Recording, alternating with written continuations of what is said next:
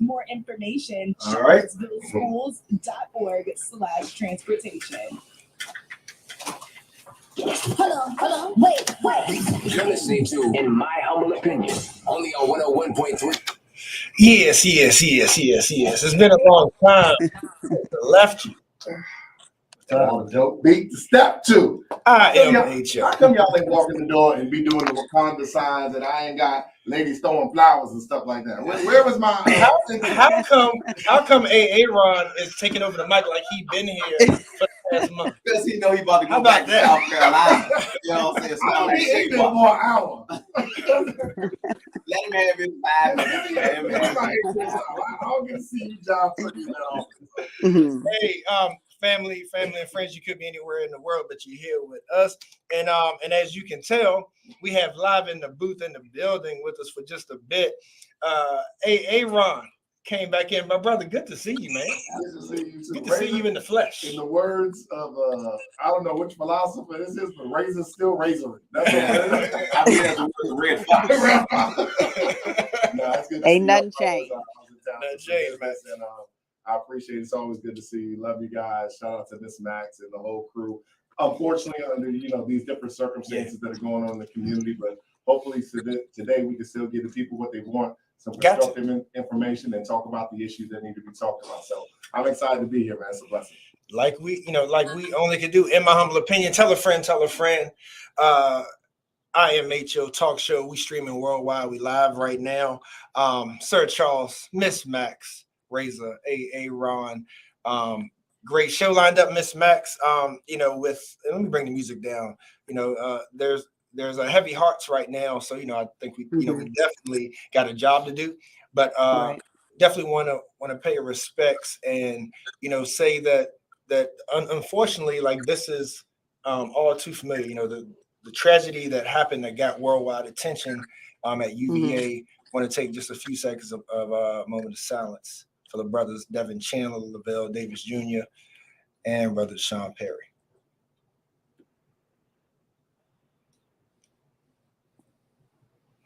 Thank you. And, as I said, my hopes, y'all, and we're going to dig into it a little later even more, but my hopes is that this brings attention to a deeper issue, right? A deeper issue, because unfortunately gun violence in our area is nothing new. Like, it didn't start last weekend, right? And so, as we always do on this show, Max, like, we're always talking to our people, always trying to encourage our people, folks that are out there in the streets or whatever would have you, always trying to find a different way. So I just hope that this sheds light on a deeper situation, and not saying that any life is more important than another because of your social status, because of whatever the case may be. Like I said, hopefully this sheds light on a deeper issue, Miss Max. Yeah, I definitely agree. And I, too, am deeply saddened by the events that have taken place in Charlottesville over the course of the past week. And we're going to talk about it. And we're going to be open and honest and candid. And it'll be what it's going to be. But I think it would be remiss of us to not talk about this situation in its true colors to the best extent possible, respectful of all individuals and families involved as possible. But this is something that has to be addressed. It's a community issue. It's certainly not a tragedy that I personally feel can be claimed by a black group of people or a white group of people or a certain entity in the community or certain this or certain that. This is a people issue. It's a community issue, and we should handle it as such. And so I'm looking forward to the conversation today. That's right. But you feeling good otherwise? Otherwise, you ready to do the thing today? Otherwise, I'm Gucci. Gucci. All right, Razor, Aaron. What say ye? Y'all ready to get this thing started? Like, how all y'all Max was missing was the Gucci period. That's it. She just was missing the period. Yeah, I'm anxious to. I was in some conversations this morning about the subjects that we'll be talking about, and I definitely want to give this an honest conversation. So I asked everybody to please look at it from an open mind. Your perspective and your emotions don't dictate the truth no more than mine. And this show is called In My Humble Opinion for a reason. That's so right. We're going to talk about it from a question aspect as opposed to making anything a hard line in the sand. And then I ask everybody to understand that. Yeah, I just want to point out we might have some new listeners, some first time In My Humble Opinion listeners, some people that are just new to the broadcast. And the one thing I want you to do is just check our track record. We have unfortunately too many times talked about black male gun violence on this show for years. It ain't new. It hasn't just been because it was UVA. Right. It's been community events. It's been in other parts of this country. It's been local. It's been national. And so I just want people to understand that we are not treating this as anything smaller than anything else that has happened. We have had a problem consistently on this program with black male gun violence, period. There's too many. You can go on the internet right now and Google gun violence across the United States, and there are far too many pictures of brothers that look just like these young men at UVA died. Last night, day before, day before, day before, day before. And that is something that as a community amongst black people, as a community amongst the United States American citizens, that at some point just has to be unacceptable. And we have to start having some very hardline conversations about why we're obsessed with violence and where do we go from here. And so I'm interested in having a conversation, but condolences to all the young men across the country that are losing their lives to just violence that is totally unnecessary. That's right. That's right. Yeah, and we and family, we do have a great show. We, later we're also going to be joined by brother Hashim Davis. He's a historian. He's a history teacher, and he also has some formal training by the Jewish Foundation for the Righteous, and he specializes in the Holocaust history thereof and teaching about it. And so y'all know, with all the anti-Semitism talk and the phrases that's going on, and folks, being questioned and questioning heritage and all that kind of stuff, I'm looking forward to that conversation, y'all. That should be deep. That should be deep. Hopefully the brother is ready for us. I hope so. But Miss Max, let's go ahead and transition to the guest that's been sitting here patiently waiting. None other than my brother Lance Blakey of the Charlottesville Fire Department. Lance, man, thank you for joining us. I'm happy to be here. Yeah. And man, I have to give you opportunity too, just to share your thoughts or condolences, being that you are, in emergency services, and like you have to respond to so much in this community, man. What are your feelings right now for the city? Like some words you may want to share about things that's going on when it comes to our crime and gun violence. Yeah, well, I had the opportunity to go to UVA yesterday for the memorial service. My wife is affiliated with the athletic department. It was a tough time. It was a tough time, not only for the students, the UVA community, the families of those that were lost. And our whole community is hurting. And my heart is hurting for our firefighters that responded that night too. They're hurting too. So just keep everybody in their prayers. And especially them too. Yeah. Thank you for that, man. And to make sure that we introduce you correctly, so let's make sure I got this right. So we've had Brother Hezadine on here before. Love Brother Hezadine. And as I understand, he's moved on to bigger and better things. I won't say better, but like bigger things. And so, but it was a pleasure having him here. Now, was he the first Black fire chief for the city? And are you the first Black battalion chief? Is that correct, or what am I wrong there? Yeah, that's correct. Okay. Chief Smith, he was the first African American fire chief in our history of our department. I believe it's 165 years. Give it up. We also have our first Black deputy chief in our department, Chief Michael Thomas, and he's currently Mike. Right. He's currently our interim fire chief as we speak. Right. I am fortunate to be the first Black battalion chief in our history of our fire department, 166 years. That's what's up. Hey, Charles, hold on before you go in there, because he ain't put his flowers out there enough, right? I got you. Right? He humble. Yes, yeah. But we ain't. All right, now, we had some He great did, but he hires. didn't. That's why I was snickering. That's right. Hey, look, we had some great hires in Hezadine and Mike. Great hires. But my man right here came up through the ranks. Yeah, you understand what I'm saying? When we talk about getting it out the mud, that's right. This young man right here got it out the mud. That's right. Madison County roots too. Absolutely. You know what I'm saying? Shouts out to the Blakeys. So I give honor and respect to everybody else that you named, right? But I also give you yours too. Yes, indeed. All right? Appreciate it. Yes, indeed. Man, like so let's start right there though. Like what is that impact like there, being, you and like Hezadine, Mike and whatnot, like seeing Black men rise through the ranks like that. Like what does that mean to you? What does that mean to the city? Well, it means for the city. Right? Yeah. Well, first of all, it means a lot to me. I think we need to go back to the beginning.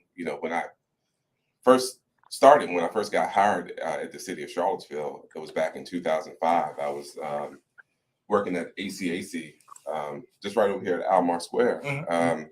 Had a young, one of my friends from high school, he was bebopping in, coming into ACAC, he had his uniform on, and he was so excited. I was like, man, what are you doing? He said, I'm a firefighter.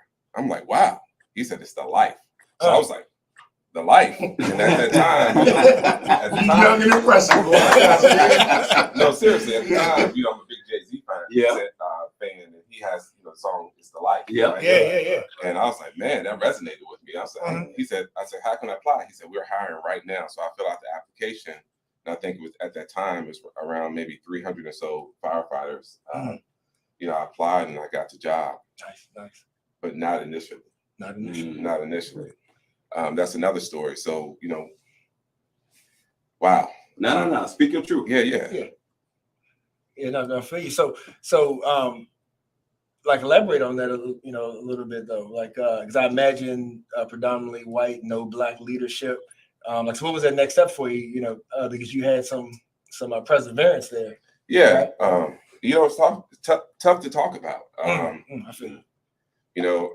We just had the ceremony a couple of weeks ago, and when I gave my speech, there was a lot of tears involved because there was a lot of things that as an African American firefighter that you have to go through that nobody else has to. And some people just don't understand that. That's right.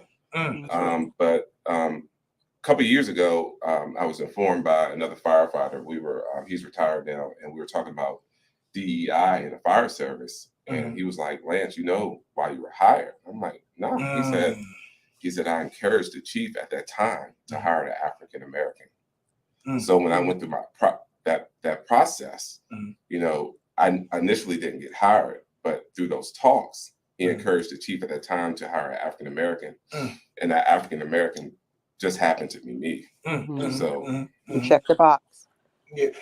Hey, but man, that's something, and like that's part of our brotherhood, and it's like no matter what field, we talked about this, no matter what industry you're in, to be a minority, even more so to be a Black man. And Max, shouts out to the Black woman, because like that's a whole nother level of of a come up as well. And so Black woman, Black man, and always having to prove yourself, no matter what the industry. Hey Joe, I got to take Lance here. I'd be remiss if I didn't. Right? Yeah. If you listen to what he said, and then you fill in the dashes in between. They encourage him to be there, right? So Lance, I hope you don't mind that I go here with this for a second. He is such a humble, good dude that he knew he shouldn't have been the first one. Right. Promoted to where he is right now. And him and I sat there and had a conversation. And Lance, what did I tell you? When you started talking about, you have that. He described something to me I'd never heard before, and that was called promotion remorse, because he knew he shouldn't have been the first one.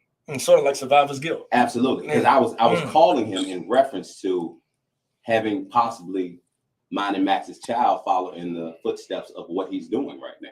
So then as him and I talked, he talked about like, man, I know I shouldn't have been the first. There were other people that came here. And I explained to him that if not you, then who? Don't have remorse. Somebody has to be first. Somebody always has to be first. Do not regret the promotion that you have. You know what I'm saying? And I want you to know that we support you. We love you, and you always got a home here. I appreciate it. Got to start somewhere. I'm not familiar with his entire story, but and just hearing about this brother, the one thing that I know is that the brothers that he's probably talking about not being the first one and the other people, these are not some job turkeys on the street that are not handling their business. Right. These are very well qualified people that have been serving this community. And, you know, hopefully we get to a point, and I know this brother will agree with me, that it'll stop being the first black chief at some point, and it'll be like, this is just the guy that knows he knows the work, That's right. he knows the infrastructure, he Yeah. knows the business. And the fact that we're still having these conversations, and the fact that 17 years ago, his chief had to have that conversation, like give somebody that's probably a good hard worker Qualified. a shot, Yeah. tells you how problematic this world is. But that's why we have young men like him that can get in there, make change, and create the kind of environment and atmosphere so other young men and women, other black young men and women can get into a field to, quite frankly, and I'm sure we'll have him talk about this a little bit more, is a fine way to support your family and to earn a living, but it's not advertised as something sexy. Yeah. We ain't getting no Instagram credit for going out at 2 a.m. in the morning and answering a call when you just had an argument with your lady about frying chicken. Yeah. Okay, and let's be real. So I think that's the way to slide it. Can you talk about just your journey from the beginning and where now, and what it goes into the life of a firefighter, just your stages and what that looked like for you professionally? Yeah, so I've always been a community servant. I grew up working at the Omni Hotel as a bellhop. Even when I went to college, I worked in the service industry. Being a bellhop down in Tennessee when I was in school. I worked my way through school. Didn't have that opportunity to have that money rolling in, so I had to work my way through school, and so that's where I come from. I come from service, right? And so when I became a firefighter, all I wanted to do was to serve my community and help my community in any way possible. And so that's the path I took. So you have different paths in the fire service. And I wanted to, become a fire marshal one day. So and with that, and what that entails is, you can go into fire public education. That's part of that, right? So, educating your community about, fires or how to prevent fires. So I was interested in that and talking to the youth and relates to that, and inspections and fire investigations is a part of it. So that's what I wanted to become, and so that was where I got most of my training is community service, public fire education, in that track to become a fire marshal. Now break it down for us too. Like, what exactly is a battalion? What does it mean to be the lead of a battalion? Well, so at our fire department and any fire department anywhere, you have different types, right? So you have your operational section, and they, pretty much they are the commanders of that force, the engines, the ambulances, and the troops on the ground. I'm in an administrative role, so I am working with hiring, promotions, and any other tasks that they give me. Good stuff. You're definitely doing a great job at that. Man, but it's still stuck in my mind though, Razor A-Ron, Miss Max, like that. Not long ago, I had to school somebody about affirmative action, a white colleague of mine. And I think a lot of people have the misconception that there's a box to check, there's a quota, or that you have to give somebody a job just based on race alone. And that's a huge misconception. And I think that's one reason why it's, the issue still exists, because you got to be qualified, right? You know what I mean? It's like you got to be able to do the job, or you're not going to have that job for long, right? You know what I'm saying? But it's like there's so many HR departments out there right now, and I talk to our people every day that go through the similar struggles, right? It's like, man, it's like the game is unfair, right? And then somehow our people get blamed a lot of time, or fingers pointed at, for the simple fact of we're fighting the system, and some people see it as unfair that we may get a leg up because of our ethnicity, but we only get that leg up because of the discrimination that is put on us. You know what I'm saying? So that's a good point, Charles. Go ahead, Max. Yeah, I was just going to say we can't forget about the fact that the former fire chief, Hezadine, did what appeared to be an intentional job of diversifying the fire department. I don't know if you guys saw the pictures and just the stories that came across maybe your social media streams that talked about, that had pictures of new firefighters or The fact that the department was diversifying to the level that it was. But I would like to hear Lance's perspective on how he feels like that diversity, because I'm looking at Black people, I'm looking at males, I'm looking at females, I'm looking at different nationalities, how that simple diversification has contributed to the fire department. Just, just from the simple fact of creating a diverse community within that culture. Yeah, so I'll speak on that. Wow. So when Chief Smith got here, things started to change a little bit. We started becoming a 21st century fire service. And so in his first hiring class, he hired the most diverse class in our department's history. We had 22 firefighters. I think it ended up being 23. We had a late hire. And within that, he hired 5 Blacks. And then, but I think what the story, it's bigger. It's a bigger story than that, because what he hired was 7 women, right?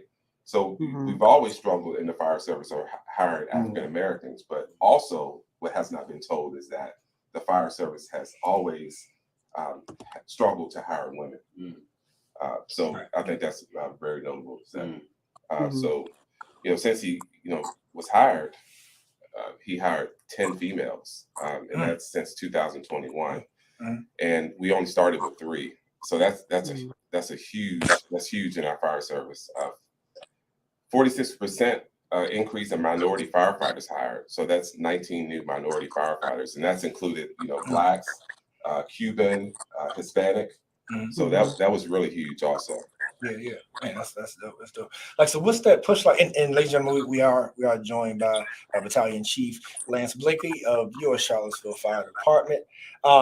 So Lance, dig into the to the recruitment efforts that you're doing right now, because I've been glad to see you reaching out, being at the community functions, showing your face and like trying to get people engaged. So like sort of give us the sort of the background of like how that's rolling out right now, like to give maybe some of our listeners that may be interested, how they can get in touch and learn more about it.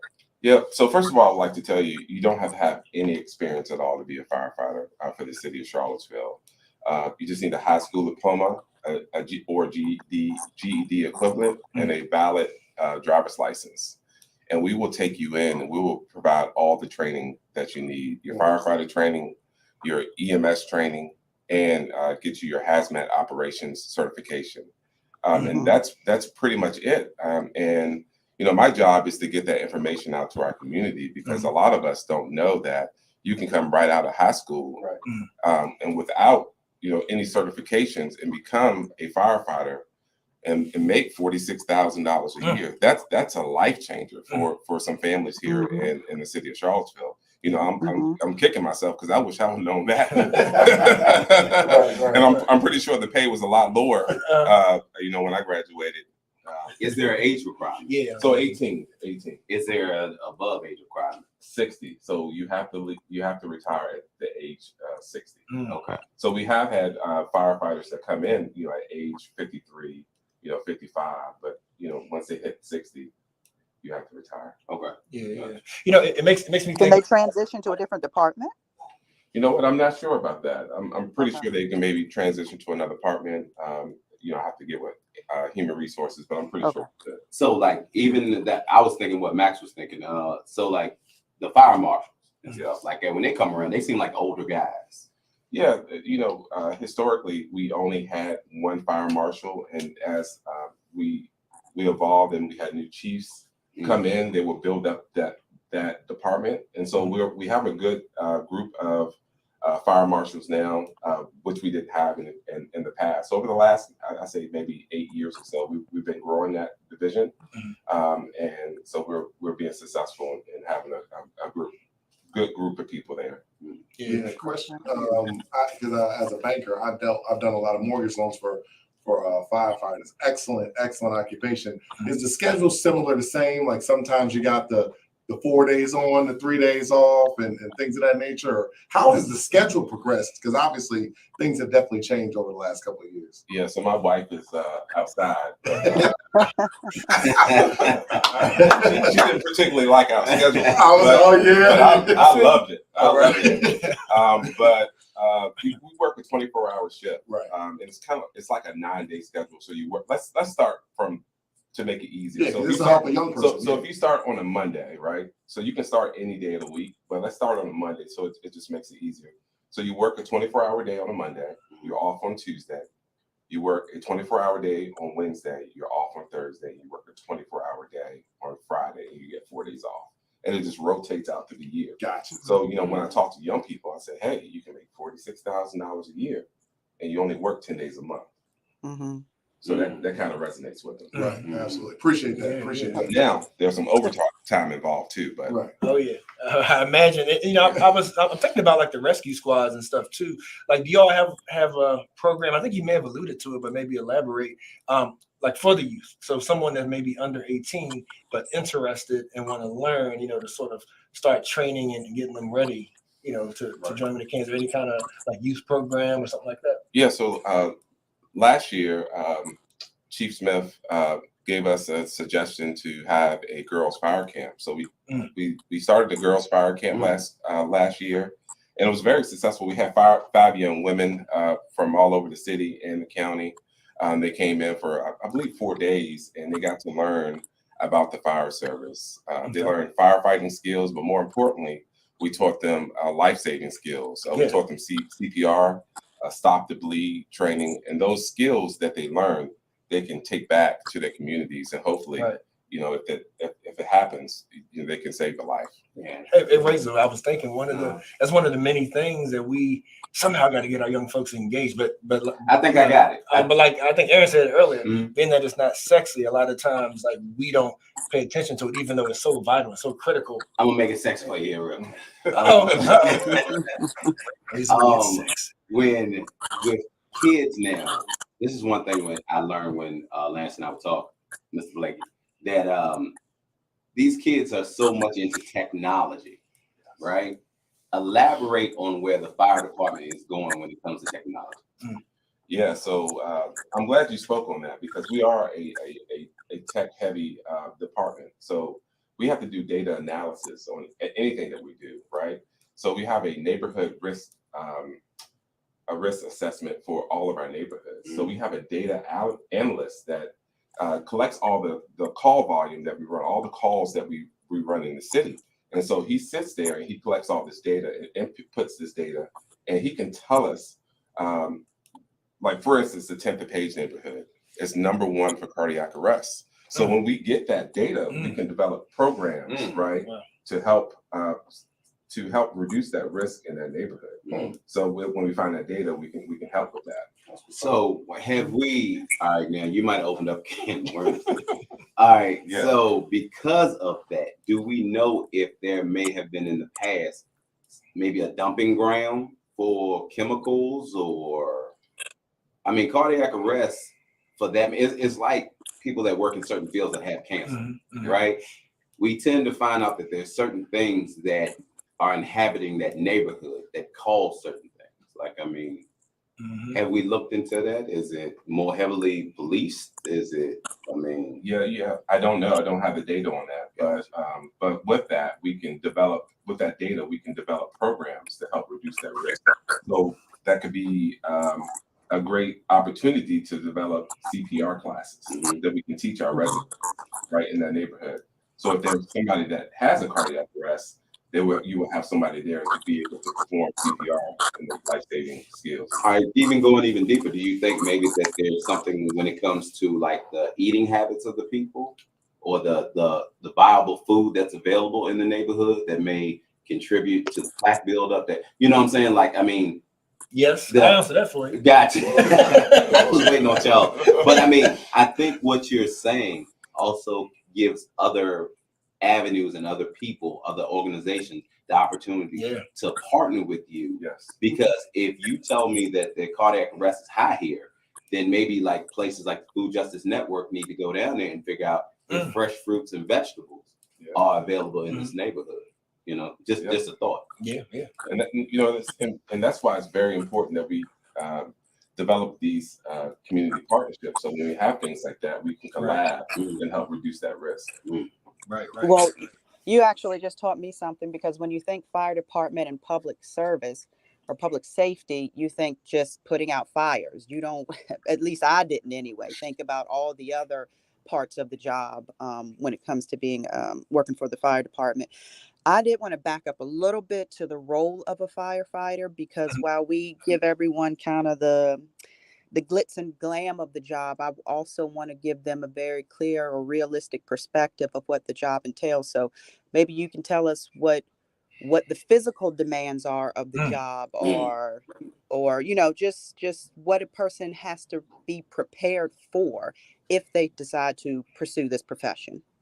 Yeah, so over, I think we have a image or our branding issue with the fire service, because anytime we talk about the fire service, it's like, oh, burning buildings or house fires, and right. our data shows that we're 70% of what we do is all EMS. So we're going to calls related to heart issues or breathing problems or even substance abuse. So 70% of what we do is EMS. So far in that fire side, I believe the data shows that we're about 10% fires, and I'm not even sure what the percentage of that is. Probably lower with actual fires. So I would tell a young person that if you want to become a firefighter, most firefighters want to help out their communities, right? So what a great opportunity to come and apply and help your community each and every day. Yeah, I have people that's in my let me cut you quick. I have people in my family in the DC area that are firefighters, right? Career firefighters. But if somebody was to tell me to draw what I thought a firefighter was, I would draw a white man, in a uniform, and that's who I would look towards. Now, this is even with me having people in my own family, right? So when you said something about we have a branding issue of this is what we do, you also have a branding issue as to who you are.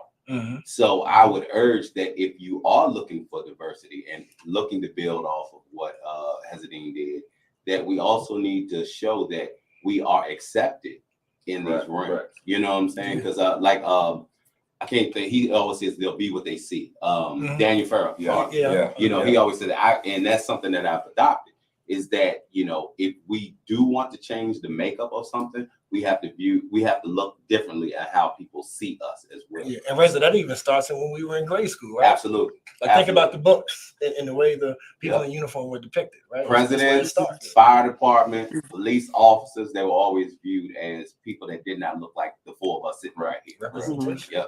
Absolutely. Absolutely. Another thing that can play a role into someone deciding whether or not to pursue that profession, Razor, is just the people that they are speaking to, that they, could potentially be looking up to, consider mentors when they say, hey, I'm thinking about becoming a firefighter.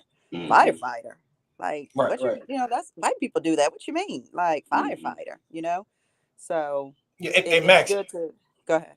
No, I didn't mean to cut you off. Go ahead. Finish.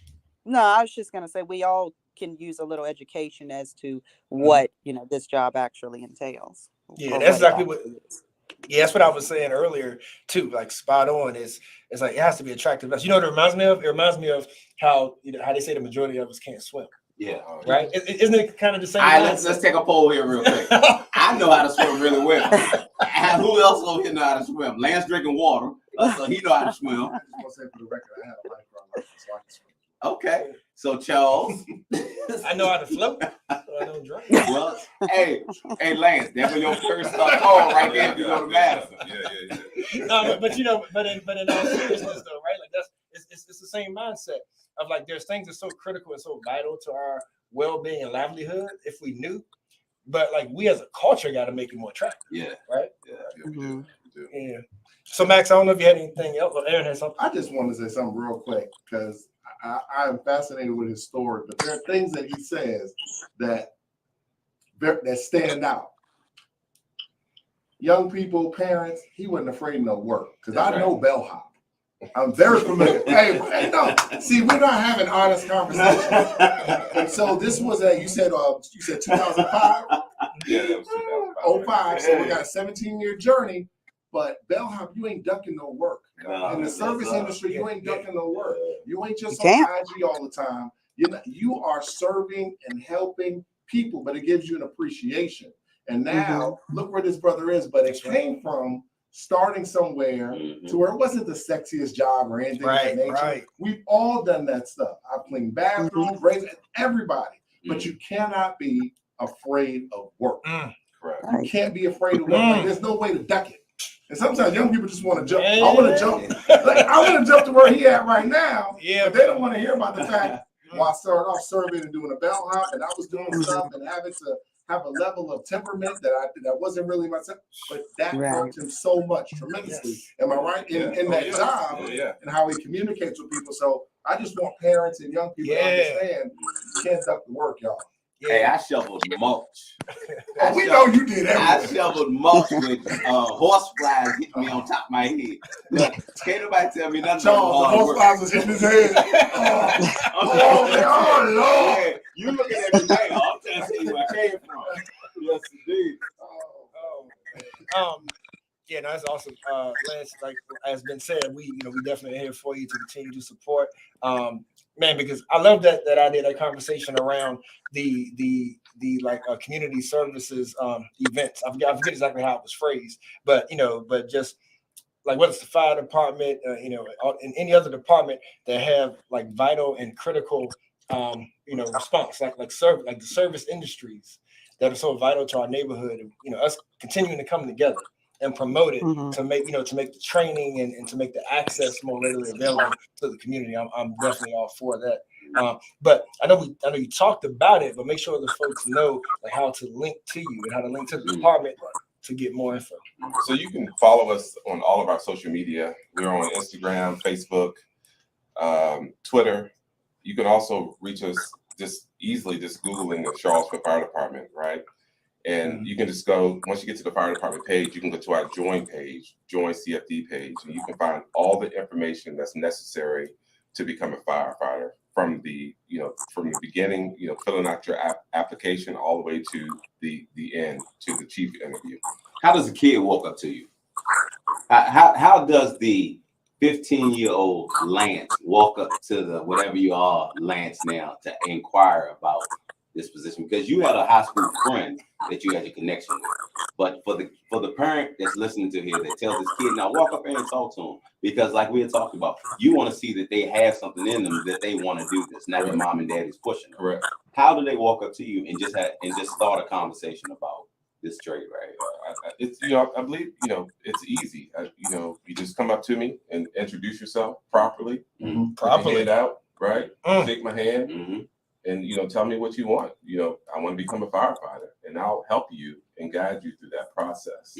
I really enjoy getting out in the community and recruiting. I've been doing recruitment for when I was a captain. I was a recruitment captain, and I love just getting out in the community and just talking to people. I would talk to people in the grocery store. We, as firefighters, we go to the grocery store every day to get food for our lunch and dinner, and I would just talk to people in the grocery store and have a quick conversation, just to the ins and outs of the job. And I always throw that pay out there in their ears, they'll perk up a little bit. But yeah, just having a conversation, it's easy.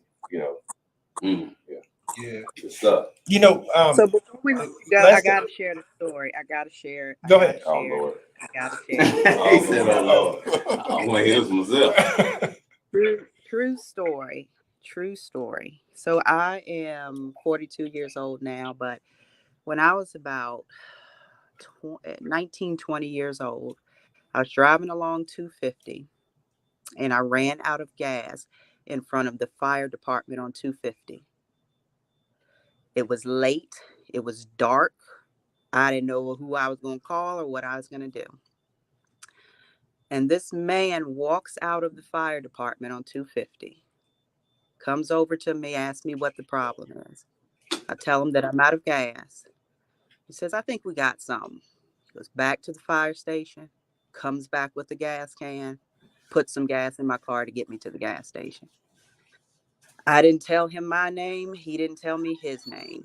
But I never forgot what he did for me.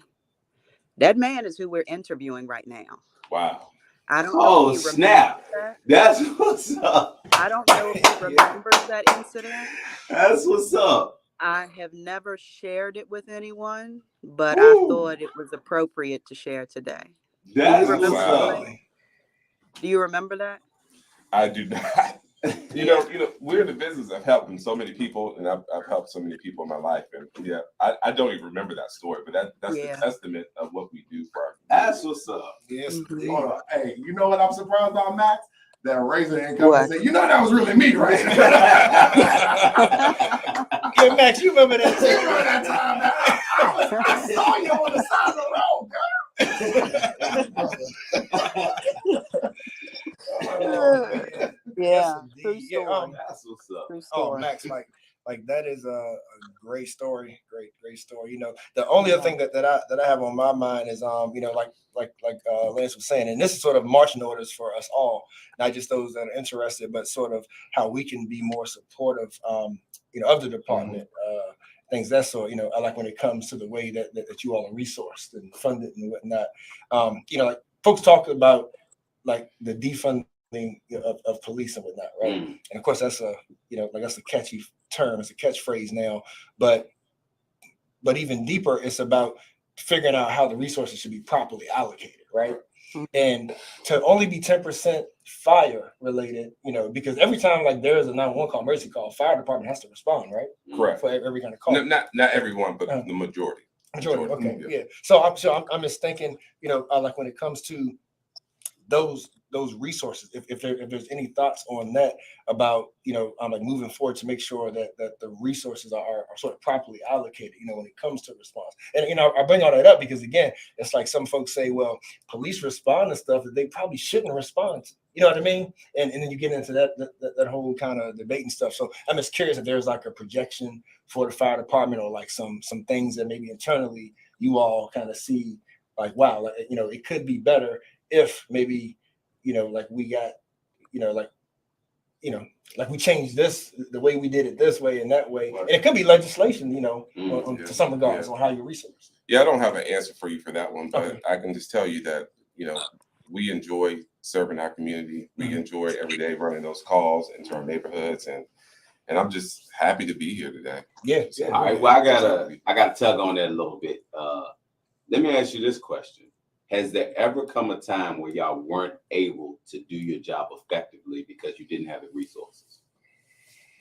No, I don't think so. Okay. Not that I can recall. Okay. I can recall. Okay. Gotcha. Ladies and gentlemen, none other than Lance Blakey of the Charlottesville Fire Department. Man, this was a very rich conversation, very inspiring, I think, too.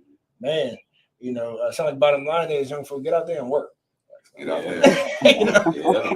Get a job. No No. doubt. Yeah, so Lance, thank you for joining us, man. And definitely any initiatives, please share with us so we can further share with I the appreciate it. I community. appreciate it. I'll definitely do that. Yeah, fire department, y'all don't take it for light. Get more information on it. Let's join, see how we can support. It could be a great industry for you. So next up, we're gonna go ahead and take a break. We're up against the hour, y'all, and I think we'll be back with Brother Hashim Davis. Y'all really don't want to miss that. We're gonna be talking Jewish history. We're gonna talk about African American history and how they coincide. You ready? Woo, I hope so. Hey, I am HO. Oh, and then Jay-Z comes on. Yeah. It's the life. Yeah. I'm playing for you. It's the life. Yeah, when he came up there, he says the life. I was like, Yeah. Make sure all these hands play. We trying to get a quick picture with you if you don't mind. oh yeah. Boom. Oh, that's not you. Oh, That's no, not that ain't you. Yeah. We ain't got no money. I ain't going nowhere.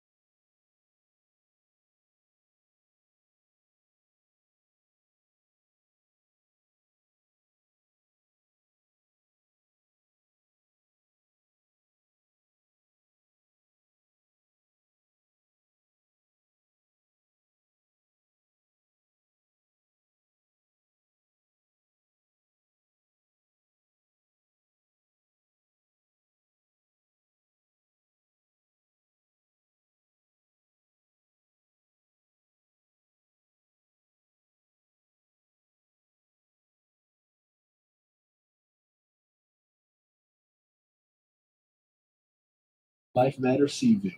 I vaccinate for me and you. Hold on, wait. You're listening to In My Humble Opinion, only on 101.3 Jabs. Like we always do it this time. Miss Max, Sir Charles, Razor, Ron still here. That's Ron right. he's still gracing us with his presence. Come on, man. What? After you left us. Yeah, tell a friend, y'all. Let's get these views up. We're gonna give y'all a few seconds to get these views up. Share everywhere because I'm so excited about this next conversation and this next guest. A noble brother. Love the work that he does. He's an educator here locally, and I'm talking about none other than Brother Hashim Davis. Brother Davis, thank you for joining us today, sir. Thank you for having me. Bring his mic down a little bit, Aaron. Yeah. You know it's gonna be loose. That's good. Yeah, so cool. Yes, can y'all hear me? Yes, sir. Yes, Thank sir. you for having me. This is different. Yeah. This is different. Oh, you gonna loosen up in about 30 seconds. It's different. It's all Getting a little loose. I don't have my bow tie on. So. right. Yeah. I see that. Yeah. Hey, look, we Razor, as scary as he may seem, I'm sure he's nothing compared to a classroom full of teenagers. If you can handle that, you can handle Razor. I guess so. Yeah, not like my last sparring partner. I roll. I do jiu-jitsu. So Okay. Don't keep your hands to yourself. You know what I'm saying? So we gonna let's do this. Yeah. I'm a little geeked out about it. So Yeah. No, I feel you. And Brother David, I just you are from Brooklyn? I was born and raised in Brooklyn, New York. Yes, sir. Okay. I just want to let you know that Aaron was born and raised in Queens. I want to get that out the way. I'm not mad at that, but because he always. But wait a minute. You know. I was born in Brooklyn, though. Brooklyn dudes always got this energy. Oh, we good. We good. I'm just saying.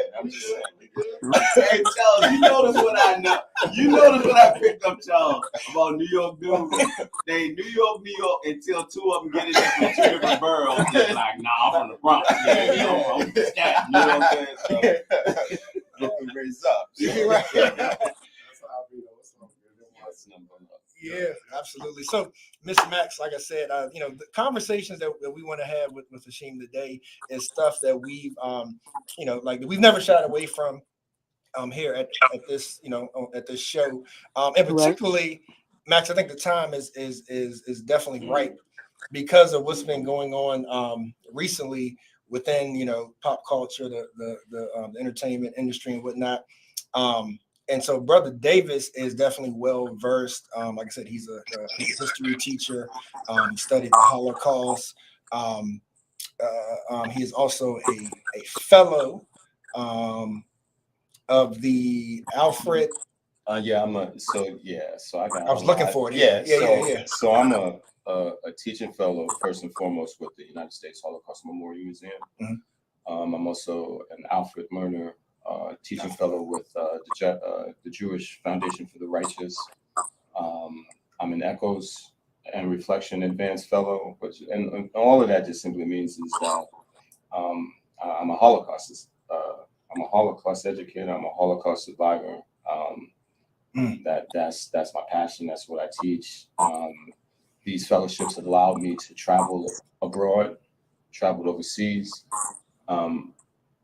Just past summer, I was in Israel, the International School for Holocaust Studies, Genocide Studies. So all that just simply means is that I teach not only teachers, but also teach kids, about the history of the Holocaust, the history of genocide.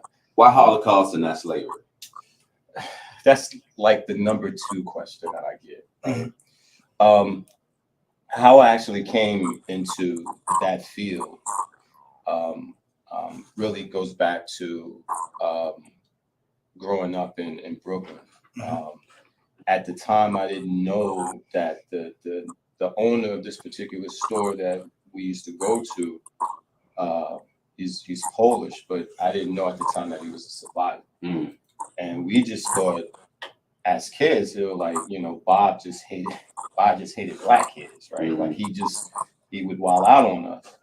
And in this particular day, and again, my mom was a cop, single parent, pennies are tight. But I loved my action figures. And this one particular action figure I wanted, it cost $5. $5 ain't nothing to the kids today, but $5 back then, that was a problem. So when I went to the store and was like, yo, I want to get that, and he hit me, you know, it's $5. I went back, got 500 pennies and dumped it right there. And he started just spazzing out and pulled. And his wife was a small woman, but she crushed him. She was like, you know, basically get a baby with the toy. And when he reached up for it, he had the tattoo. And I mentioned that because as an undergrad, and even in high school, but as an undergrad, and then I'm shout out to Virginia Union University. Yes, indeed. We didn't touch on that, right? Like we didn't touch on World War II. We didn't touch on the Holocaust until we took a field trip to the Holocaust Museum in Richmond. And when I went to the museum at the time, it was in a smaller space in Carytown. And if you know anything about Carytown, the streets are really, really narrow. And so in this one exhibit, I was hooked. Like literally when I left from Virginia Union, when I graduated and became a history teacher, that's what I wanted to focus on. And so those experiences of studying that history caused me to think back about those little moments with Bob. Oh, Bob was a survivor. Oh, Sophie's Choice. Oh, Mouse. Oh, you know, Schindler's List. All of those things kind of resonated with me. And so most folks will ask, as you did, sir, why not African American history, or why not slavery? And what I share with my students, we don't compare trauma. Like I don't say the Jews suffered more or blacks suffered less. Okay. What we do look at is the intersectionality points of their experiences. And so I did a capstone project that examined how the Nazis were influenced by Jim Crow laws. And so if you look at the through lines, even with African Americans who fought in World War II, the Double V campaign, you fighting for victory abroad, but you're also dealing with the issues at home. And if you look at the history of, specifically with the Shoah, with the Holocaust, it's not accidental that at the same time that the Jews and other groups were being targeted, African Americans was catching hell back at home through xenophobia and all of those different things. So what I share with my students is, let's look at those intersected points and see how legislatively these events happen. Yeah, because you actually teach both, right? You teach African American history as well. Right? Yeah, I teach A Push, I teach African American studies, I teach government. Yeah, I teach it all, man. Yeah. And Aaron, before I kick it to you, just wanna make sure that I, give him his just due. I was able to pull it up here as well. Like I said, Hasheen Davis. I'm gonna go run through the list real quick though. History teacher, teaching fellow, educator for the Holocaust Memorial Museum. As I said, also a fellow of the Alfred Lerner Jewish Foundation for the Righteous, assistant director, National History Academy. So we definitely in for a good content.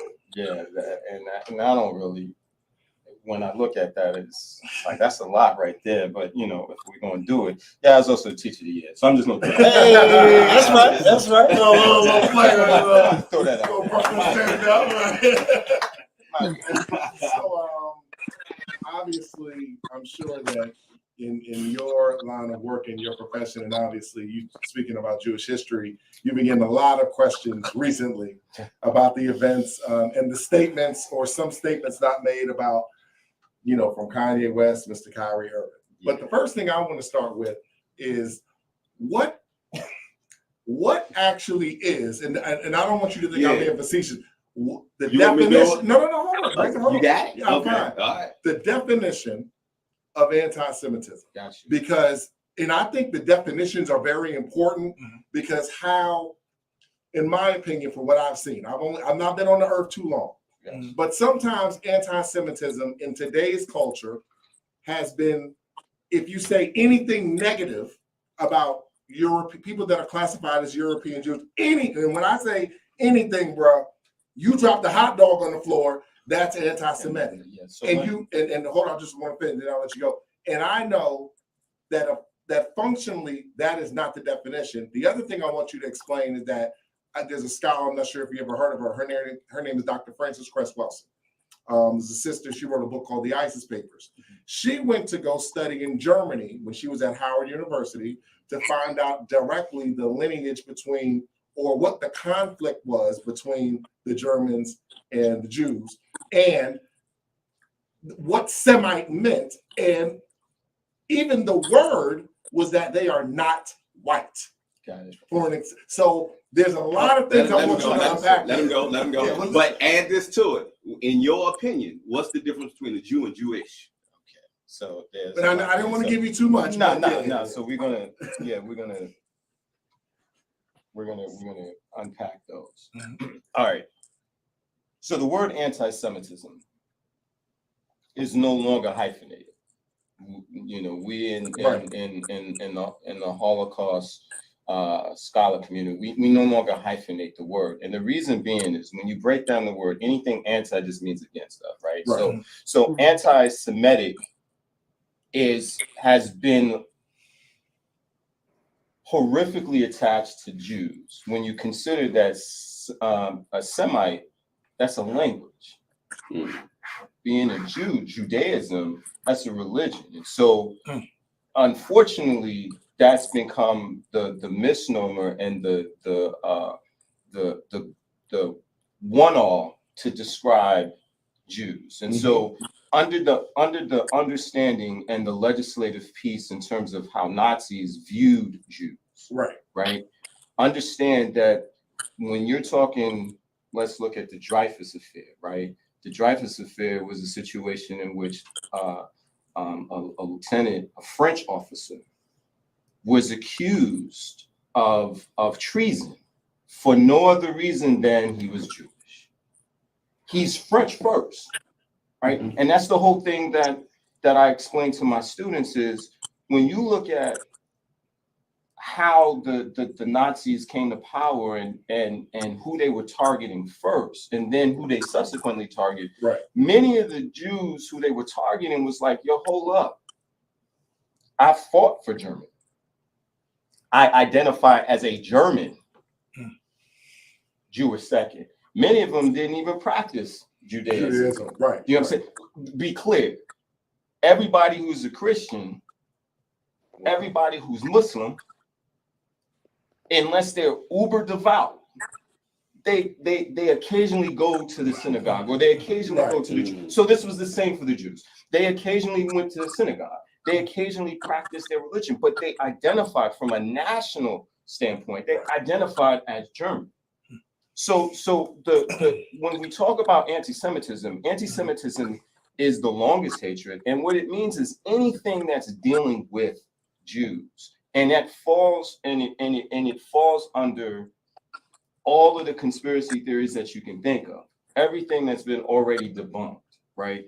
The idea that the Jews are taking over the world, that Jews are this or that Jews are.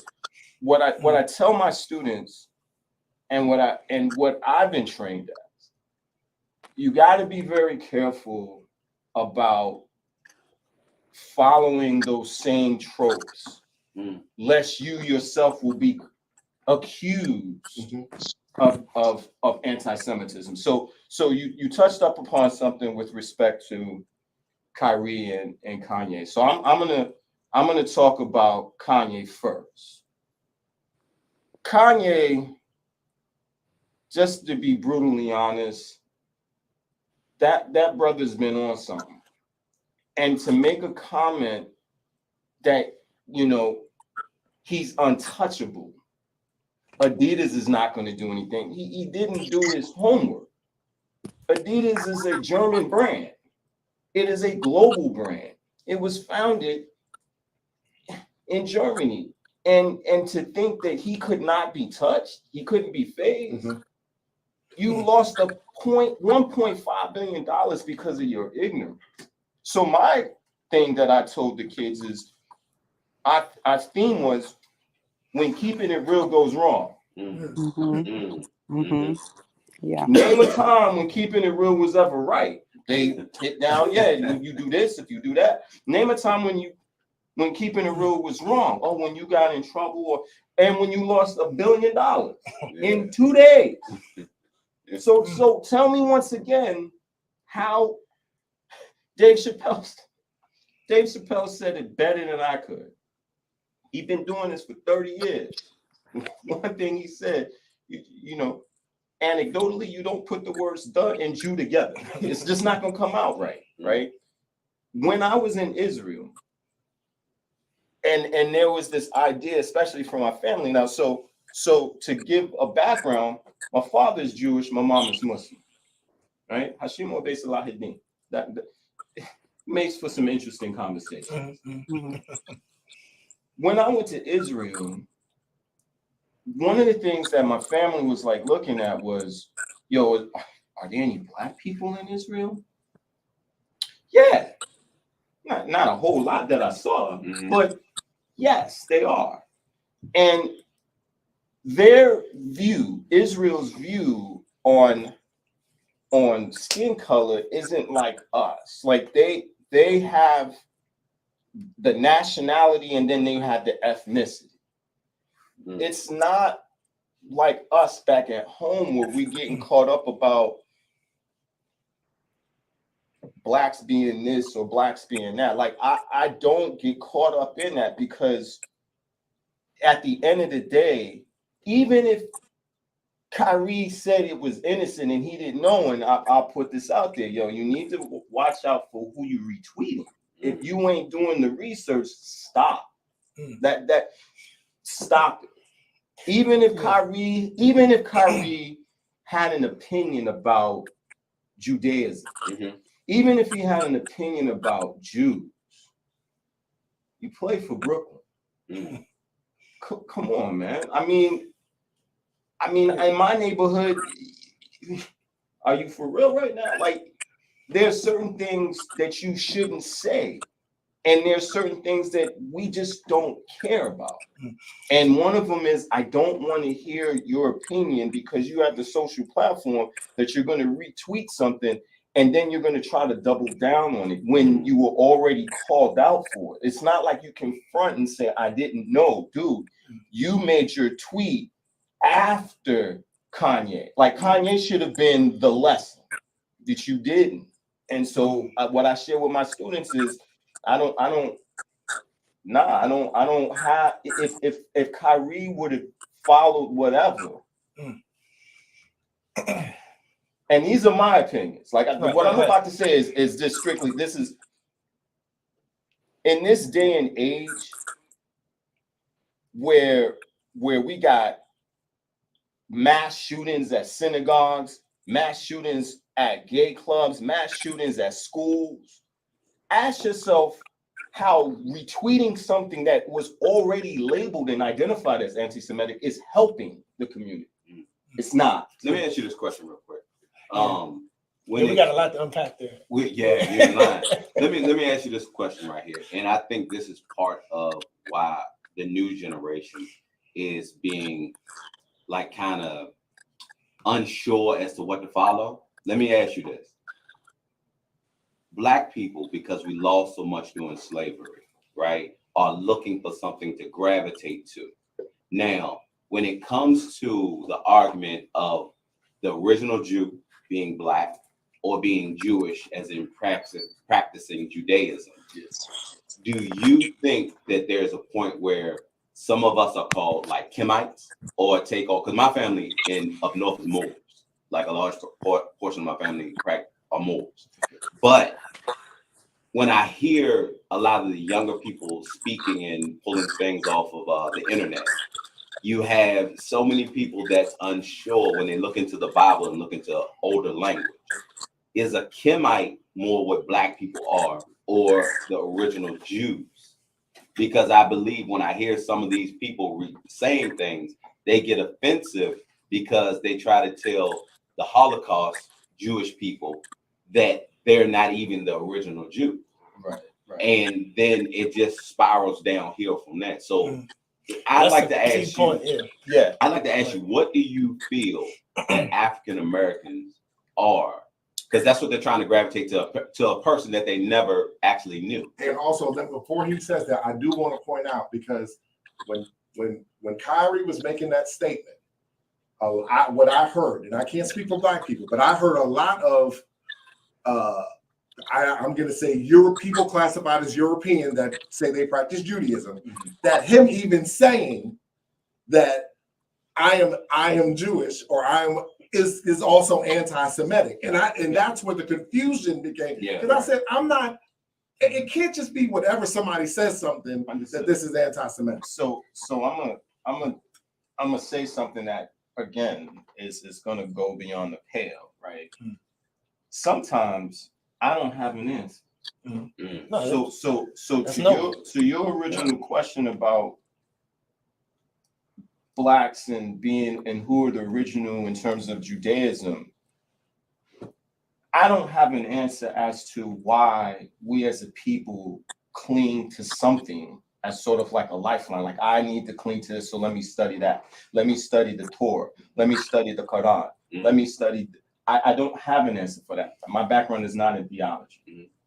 What I will say to this brother's assertion, have I received any flack during my travels as a Holocaust educator? Absolutely. And why though? But why? I'm about to get to that. I'm about to get to that. Right.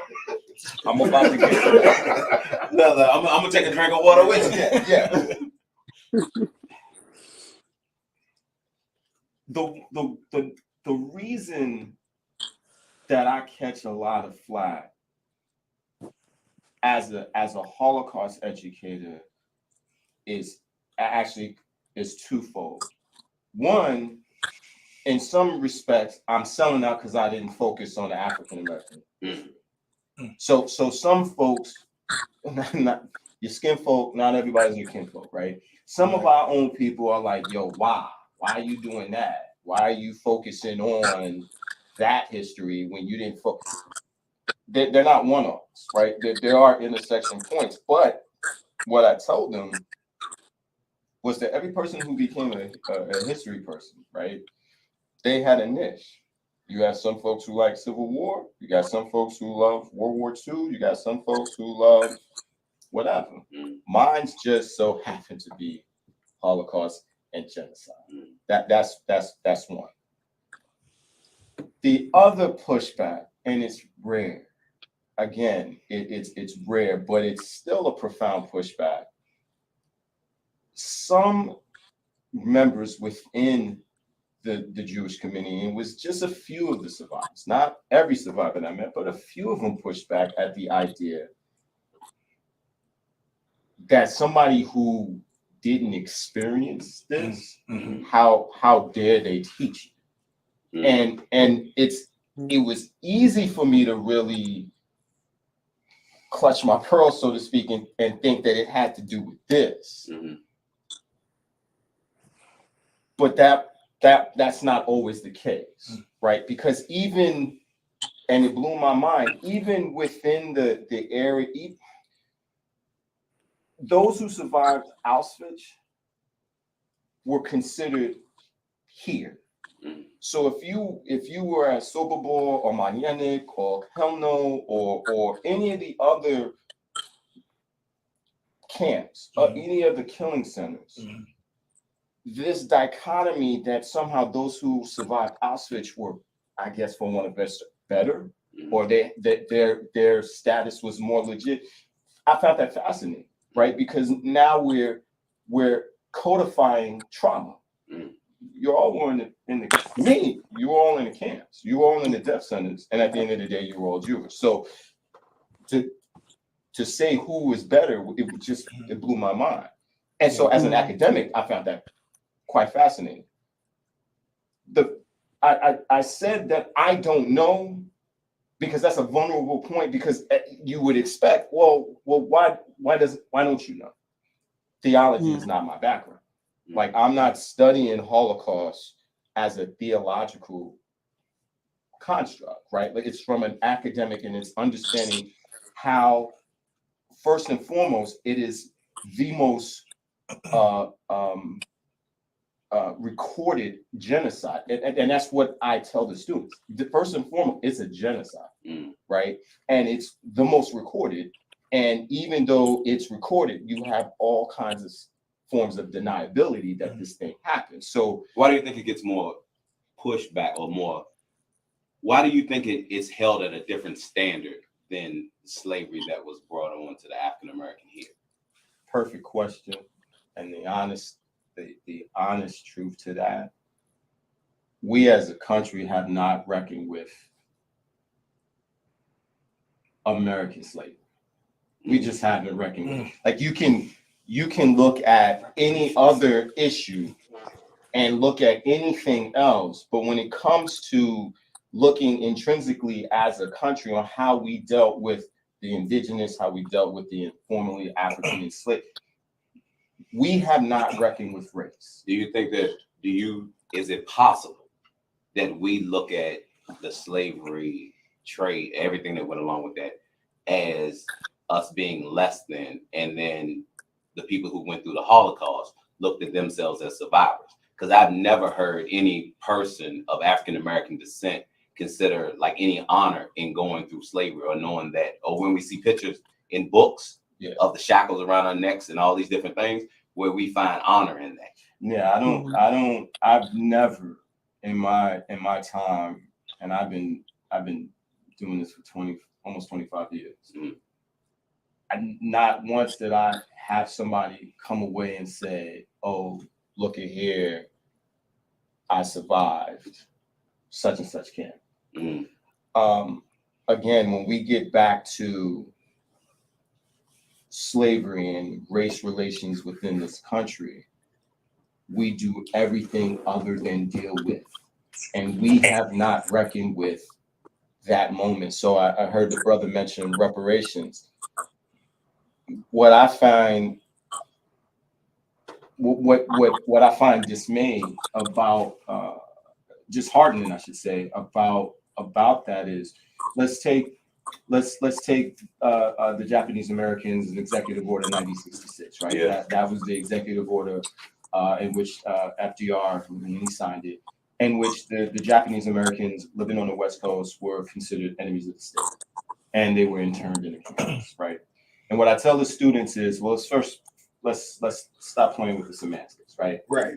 They were placed in concentration camps, Yeah. right? It was under the Clinton administration that there was a formal apology, right? And that there was some form of reparation, some monetary reparation that was afforded to those individuals who were descendants of those who were interned in the camp. Anytime you talk about reparations for the Black body, folks get apoplectic about it, right?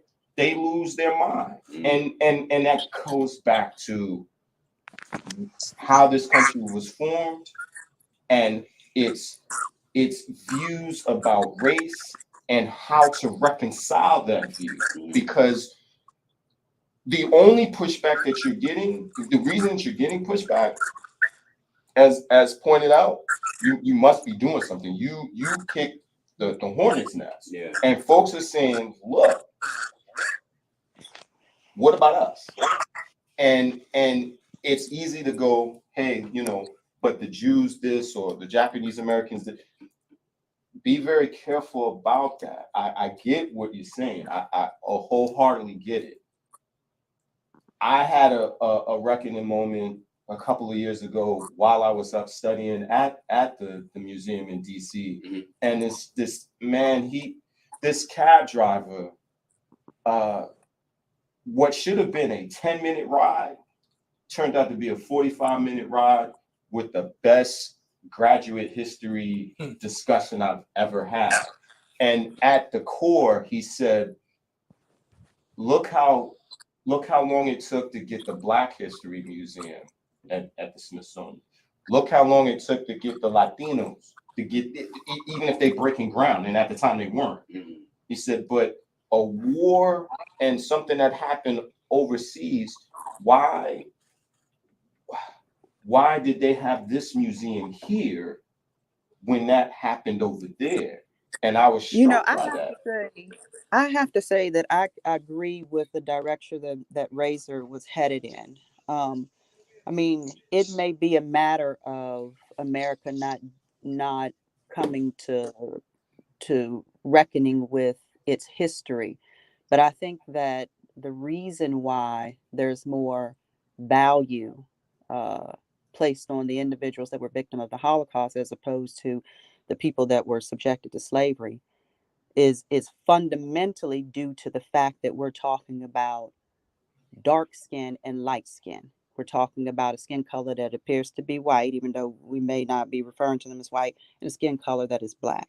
And that ideology permeates every single thing that we deal with day to day, whether we talking about an individual who is Black applying for getting a job, or an individual who is Black being smart enough to be in a certain position, or an individual who is Black who is being taught in a classroom as opposed to their white counterpart.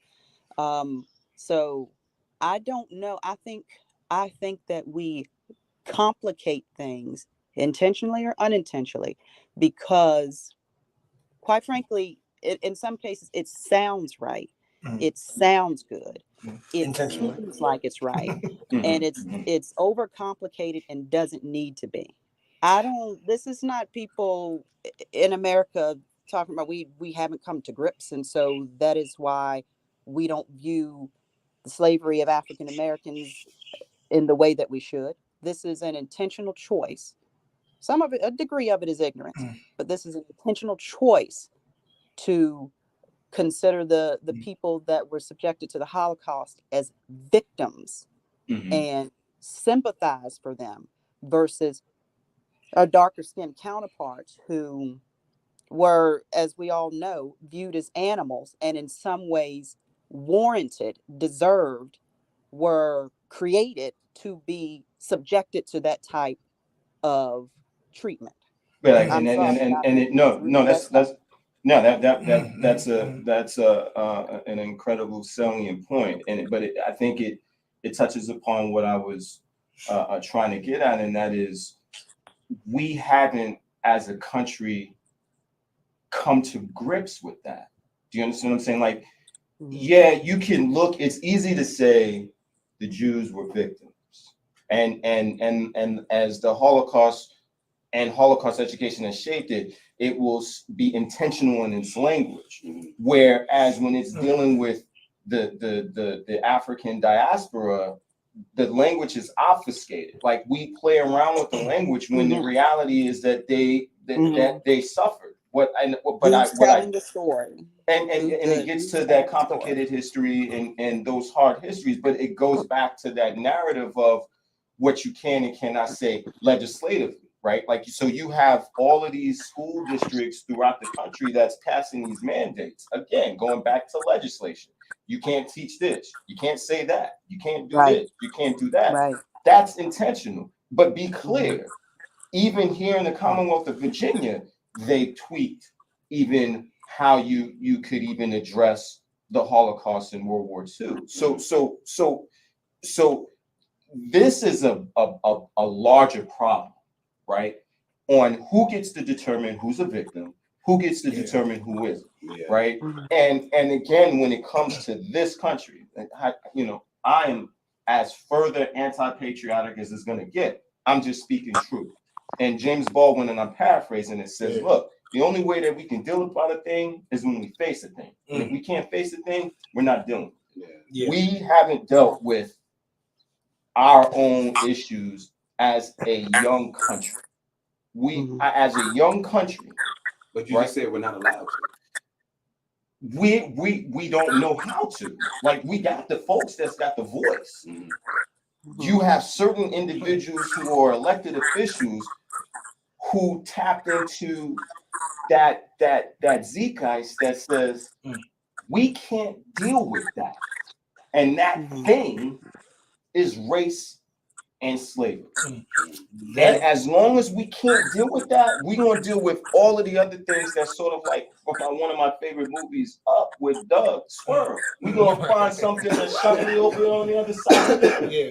Right? Yeah. I'm not invalidating the suffering that we've had. Right? I'm not invalidating with that. What I'm saying is there are some folks out here who's doing the good work to remind people, yo, we still got a long way to go. And even if you look at Germany and how they handle things, they're not perfect, but they handled how to deal with hard history. Yeah. We hadn't done that. Man, there's so much. I'm telling y'all, like, I don't know if y'all noticed, I've been pretty quiet. I noticed. Like, because I love just hearing the brother's story, and and like how well versed he's how well versed he is on it. But I'm gonna be honest with you, Hashim, like, I have, and I'm trying to figure out the right time. Like, something just ain't moved me yet to say it. Like, but like a lot of my views and beliefs, I guess you could say, and things that I've learned, like I've traveled the world and stuff, and like based on the way anti-Semitic is thrown around, I'm pretty sure people would call me anti-Semitic. I don't believe that I am, but to me, it stems from the point that you just made of we as not just a country, but I feel like as a human race, we still aren't ready to have some tough discussions. And my issue with the way that Kyrie and Kanye actually are treated, in the way other Nick Cannon, list goes on, is that why can't you be questioned? Y'all follow what I'm saying? Like to me, there's a bigger issue at hand here when you can't even be questioned. Or like if I'm on a search to find myself and find my history and my heritage, then somehow that's reverse racism. Yeah, somehow I go through it all the time. I get called racist. Yeah, you know what I'm saying, because of the things. Now, I appreciate your knowledge and everything that you tell me. Do I agree with everything that you're saying? As a man, I'm gonna tell you face to face, no. And the reason that I feel that way is because when you say that we have a voice and we're able to say things, I don't think that we have that. Because the second that I say something that they don't want to deal with, then I can get ostracized and everything can be taken away from me. I don't think that we are at a point, not as a country, just as Max stated earlier, even in the Hispanic world, the lighter skinned Hispanics deal with the darker skinned Hispanics differently, right? It comes down to colorism, and then it goes back to money. Because so many people have benefited off of the oppression of other people. To bring it up tells you that Papa and great granddaddy did some things that I'm benefiting off now that I didn't do. So to have those tough discussions means that some people's wealth and position is going to be tainted. And that will never have a time where it's okay to put that on the table. Yeah, I agree with that. I think when I say, to be clear, when I say we have the voice, like this venue right here allows for you to have a voice, to have these discussions. The question becomes, what happens after that? And let's we're here in the Commonwealth of Virginia, in the South, having these discussions. But 50 years ago, this would have been possible. Are there going to be consequences? Yeah. Did they handle Nick Cannon one way? Did they handle Kanye one way? I'm not saying that they can't have a voice. I will even go so far as to say, if I have an opinion about how the Israelis are handling Palestine, okay, my condemnation of how a policy is rendered does not make me anti-Semitic. That's a game that y'all want to play it. I'm just not going to play along, because what you're doing is you're stifling a voice. Yeah. And the problem with that is you start gaslighting. You start. Well, I didn't say that. That's what you know. I didn't say that. What I'm saying is I can. The French philosopher Albert Camus said, I can criticize my country and still love it the same. Right. I can criticize my people and still love being in my skin. I can criticize this country and not be anti-patriotic. I don't think you can do that being black. Well, see, we can. For me, I feel like I can, but because if I don't say anything, then I'm going along to get along. Yeah. Right. And it's the backlash. Right? That's all it is. It's always going to be a consequence. The question is, am I going to be able to stand up and deal with the consequence? I'm not going to bite my tongue. Yo, look, I'm looking at. I clearly see how you're going to handle. What was the policy that the former administration had against Muslim countries and banning the countries? We all knew what were you doing, dog. We knew what you was doing. But to sit here and do the nod, wink, wink, no, that's not what I'm doing. Come on, man. Like, for real. Let's call it for what it is. I can do that. If I can't do it here, I know darn well I can't do it in a Xi Jinping's China. I can't do it in the Philippines. I can't do it in Erdogan's Turkey. There's certain things that we can do here that, again, as a scholar and studying, we have a slight advantage. Yeah. So why are we so accepting of the N-word then? If we start talking that's about, a whole. How much time do we have? No, I'm just saying. How much time do we have? As much time as you want. If we look at things as being anti-Semitic and people have an opinion, why is it so acceptable to be able to throw around the N-word, which is derogatory, regardless if it's black on black, white on black, whatever, and it be something that is promoted and allowed? But the second that you talk about anything that, let's just say, for instance, anything that may be gay, anything that may be Jewish, anything that, like, those things are off limits. But as long as we disrespect ourselves and disrespect our women, it's absolutely fine, because people are benefiting off it financially. And there was your answer. There's your answer, because there is a return on investment and a cost benefit to it. We looked at the word. We looked at the N word. So we still animals, like Max said. I wouldn't say that. But what would you say? What I would say is it's exploited. Right? We're exploiting a word, and we've been conditioned to say, especially with this younger generation, who I hear walking down the hallway, they're just throwing the word out like it's whatever. Yeah. And to anybody, white to anybody, right? And so, but it's funny when they walk through the door, it gets quiet. Yeah. Because the first thing that I say on the first day of school, I throw the word up on the board and say, this word here has historical context. And if you hear me mention this word, it's within the historical context. Beyond that, you're not going to hear me say this word. Yeah. And by John Brown, that's what happens. So when they're in the classroom, we ain't even doing that. Even when they're reading, it says no Negroes allowed, no Mexicans allowed, no. But they look up, right? And they go, did he really just say yes? But that doesn't give me carte blanche to say it. What I'm saying is you've been so conditioned. Like, that's trying to find out what was the starting point where this word became normalized. Yeah. We've normalized this word. We've desensitized it to the point that it's okay. And we've capitalized it to say it's okay. NWA, hello, lights. Yeah. Right? Yeah. For real? Like, but in a sense, though, especially from what I've read from certain artists, by embracing that word, it takes the sting off of it and says that I own it. I get the logic. That sounds as crazy as a woman that say I sleep with a lot of people because I got raped when I was younger. So I take the power away. So I'm gonna just sleep with any. I didn't say that. Sounds crazy. I listen. When I read it, and that's what's said. I don't agree with it, but that's what it is. I mean, they're throwing the word. Name a rap song. What's passing for rap today? Yeah. You understand what I'm saying? What do they use? They're using it, and it's not just the N word, it's the B word. Yeah. It's anything that's gonna on any conventional method would devalue. It's now wearing it with pride. And I'm like, that doesn't make any sense. So part of the argument there too is like who's benefit. You actually said this.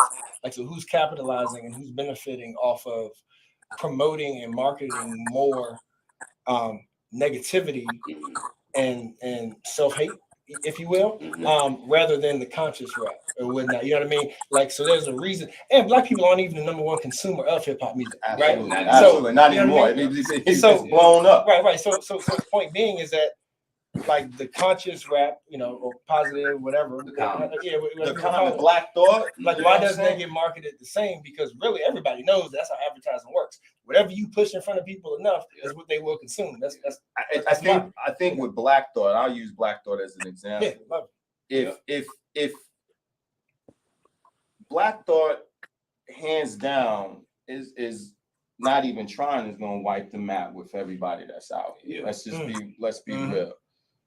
But Black Thought has a different path, right? Like you on the night show, yo. Like you with the like you doing stuff that, you know.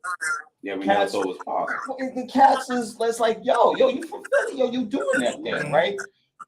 So his head is above the fray. Yeah. He's not getting caught in what's gimmicky. And what's gimmicky and has been consistent with the gimmicky is how I can devalue myself by saying I'm ratchet this and come on. Conscious rap, they're not really trying to hear that. The only time that you want to hear anything coming out of Black Thought's mouth, just for real on the commercial level, if he's here in the booth and he's battling somebody. That's it. But if he ain't talking about guns this and gun, nobody's trying to hear that. I mean, think about Q. Q was with NWA. Would you imagine that Q with the curly kid back in the day? Now he a movie star. He's doing that. Yeah, children's film. Doing children's film. Come on, man. Yeah. So hey, look. So trust me, you can stay as long as you like, but we are up against the hour. And you know, Razor, like, and Max, the conversation's been so fruitful today. Like we just going through. You can't stop. Yeah. You know what I mean? Like I'll add the breaks when we re-air. That's right. I appreciate. That's right. I appreciate the dialogue, and I don't have this. Like I'm the only black teacher, and I'm the only black teacher in the history department. So it's a weird, it's a weird sense. I'm always this in the spaces that I meet. So to have an opportunity to speak among brethren, it's a relief. Absolutely, man. And you know, and like I would love to just like sort of throw out, like to compact and then extract like the thoughts in my head, and like just to get your opinion, yes, sir, and your educated response to it. Yes, is that all you raised on that? Yeah, absolutely. All right, because I feel like the reason that this is so important, you know, as we were saying and alluding to, is that I feel like a big problem that we have as a culture, and as evolution continues, and I think it's coming to you know, like an avalanche at this point with our culture, when we see how lost people are. Like when we're trying to figure out, why do the youth have lack of respect? You know, like these are real conversations that people having, right? Why is crime increasing? You know what I mean? All that stuff. And I feel like it's because we have societal norms, and again, with evolution, you're constantly trying to grow, trying to get better. And I feel like you're gonna act lesser than yourself if you don't know who you are. Right.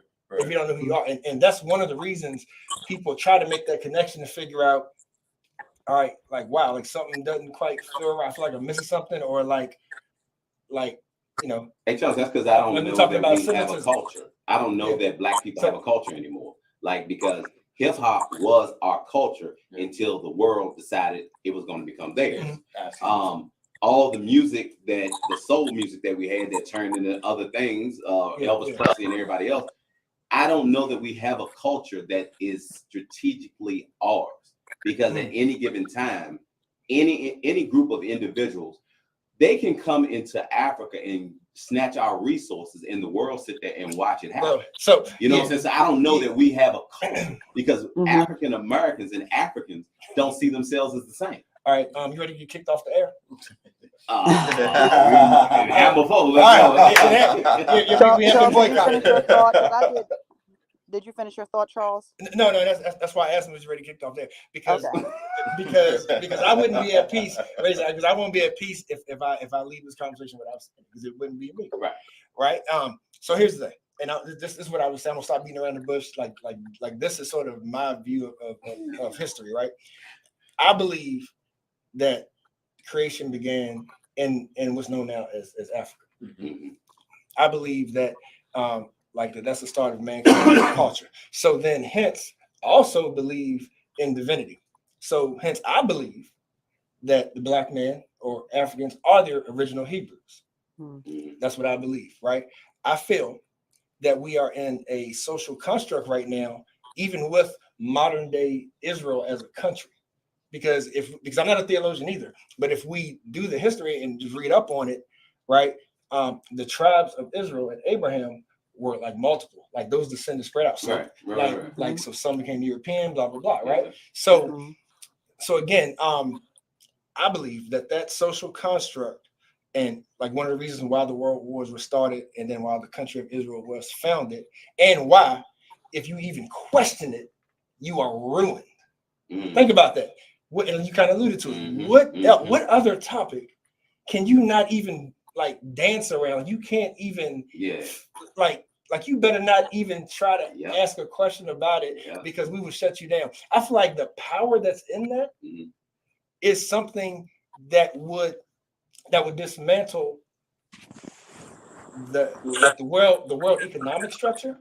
Because the way we're taught and the way things function is for a reason, like to keep, you know what I mean, like to keep the status quo. Status quo, and like to keep the insane asylum at bay. You know what I mean? It's like, it's like the Matrix, right? You know, like the blue and red pill. Like, you know what I mean? And like so that's me. Well, it's worse, Charles, because Father Abraham is he's over so many things. So essentially, what the world is saying is that siblings cannot coincide as one. You have to be separate. Now, I don't think people, and now I'm not trying to get too biblical or anything, but I mean, that is a huge problem when the world can tell you that your sibling has to be your enemy. Right. Because Christianity, and I mean, Abraham fathered a lot of different things. Absolutely. But we're not allowed to be taught those things, because once I understand that you are not my enemy, then you're not my enemy. But that's not proper. Right. And I've been now that we're taking and I've it seen in the direction of theology, like I'm gonna jump in here because I've been itching to, but it's held back. Do your thing. In talking about the Holocaust, and I do believe that the Jews were attacked because of being Jews and being God's chosen people, right? And so when I read my history book, that being the Bible, and you see where slavery has been, here since the very beginning, and then looking at that from the perspective of the slavery of African Americans, I wonder also whether or not we are also a chosen group. Absolutely. Absolutely. And so like when back to your point, intersectionality, and I know there have been famous people to have said that Black people are chosen, they're chosen, and cancel culture comes for them. It comes for them swiftly.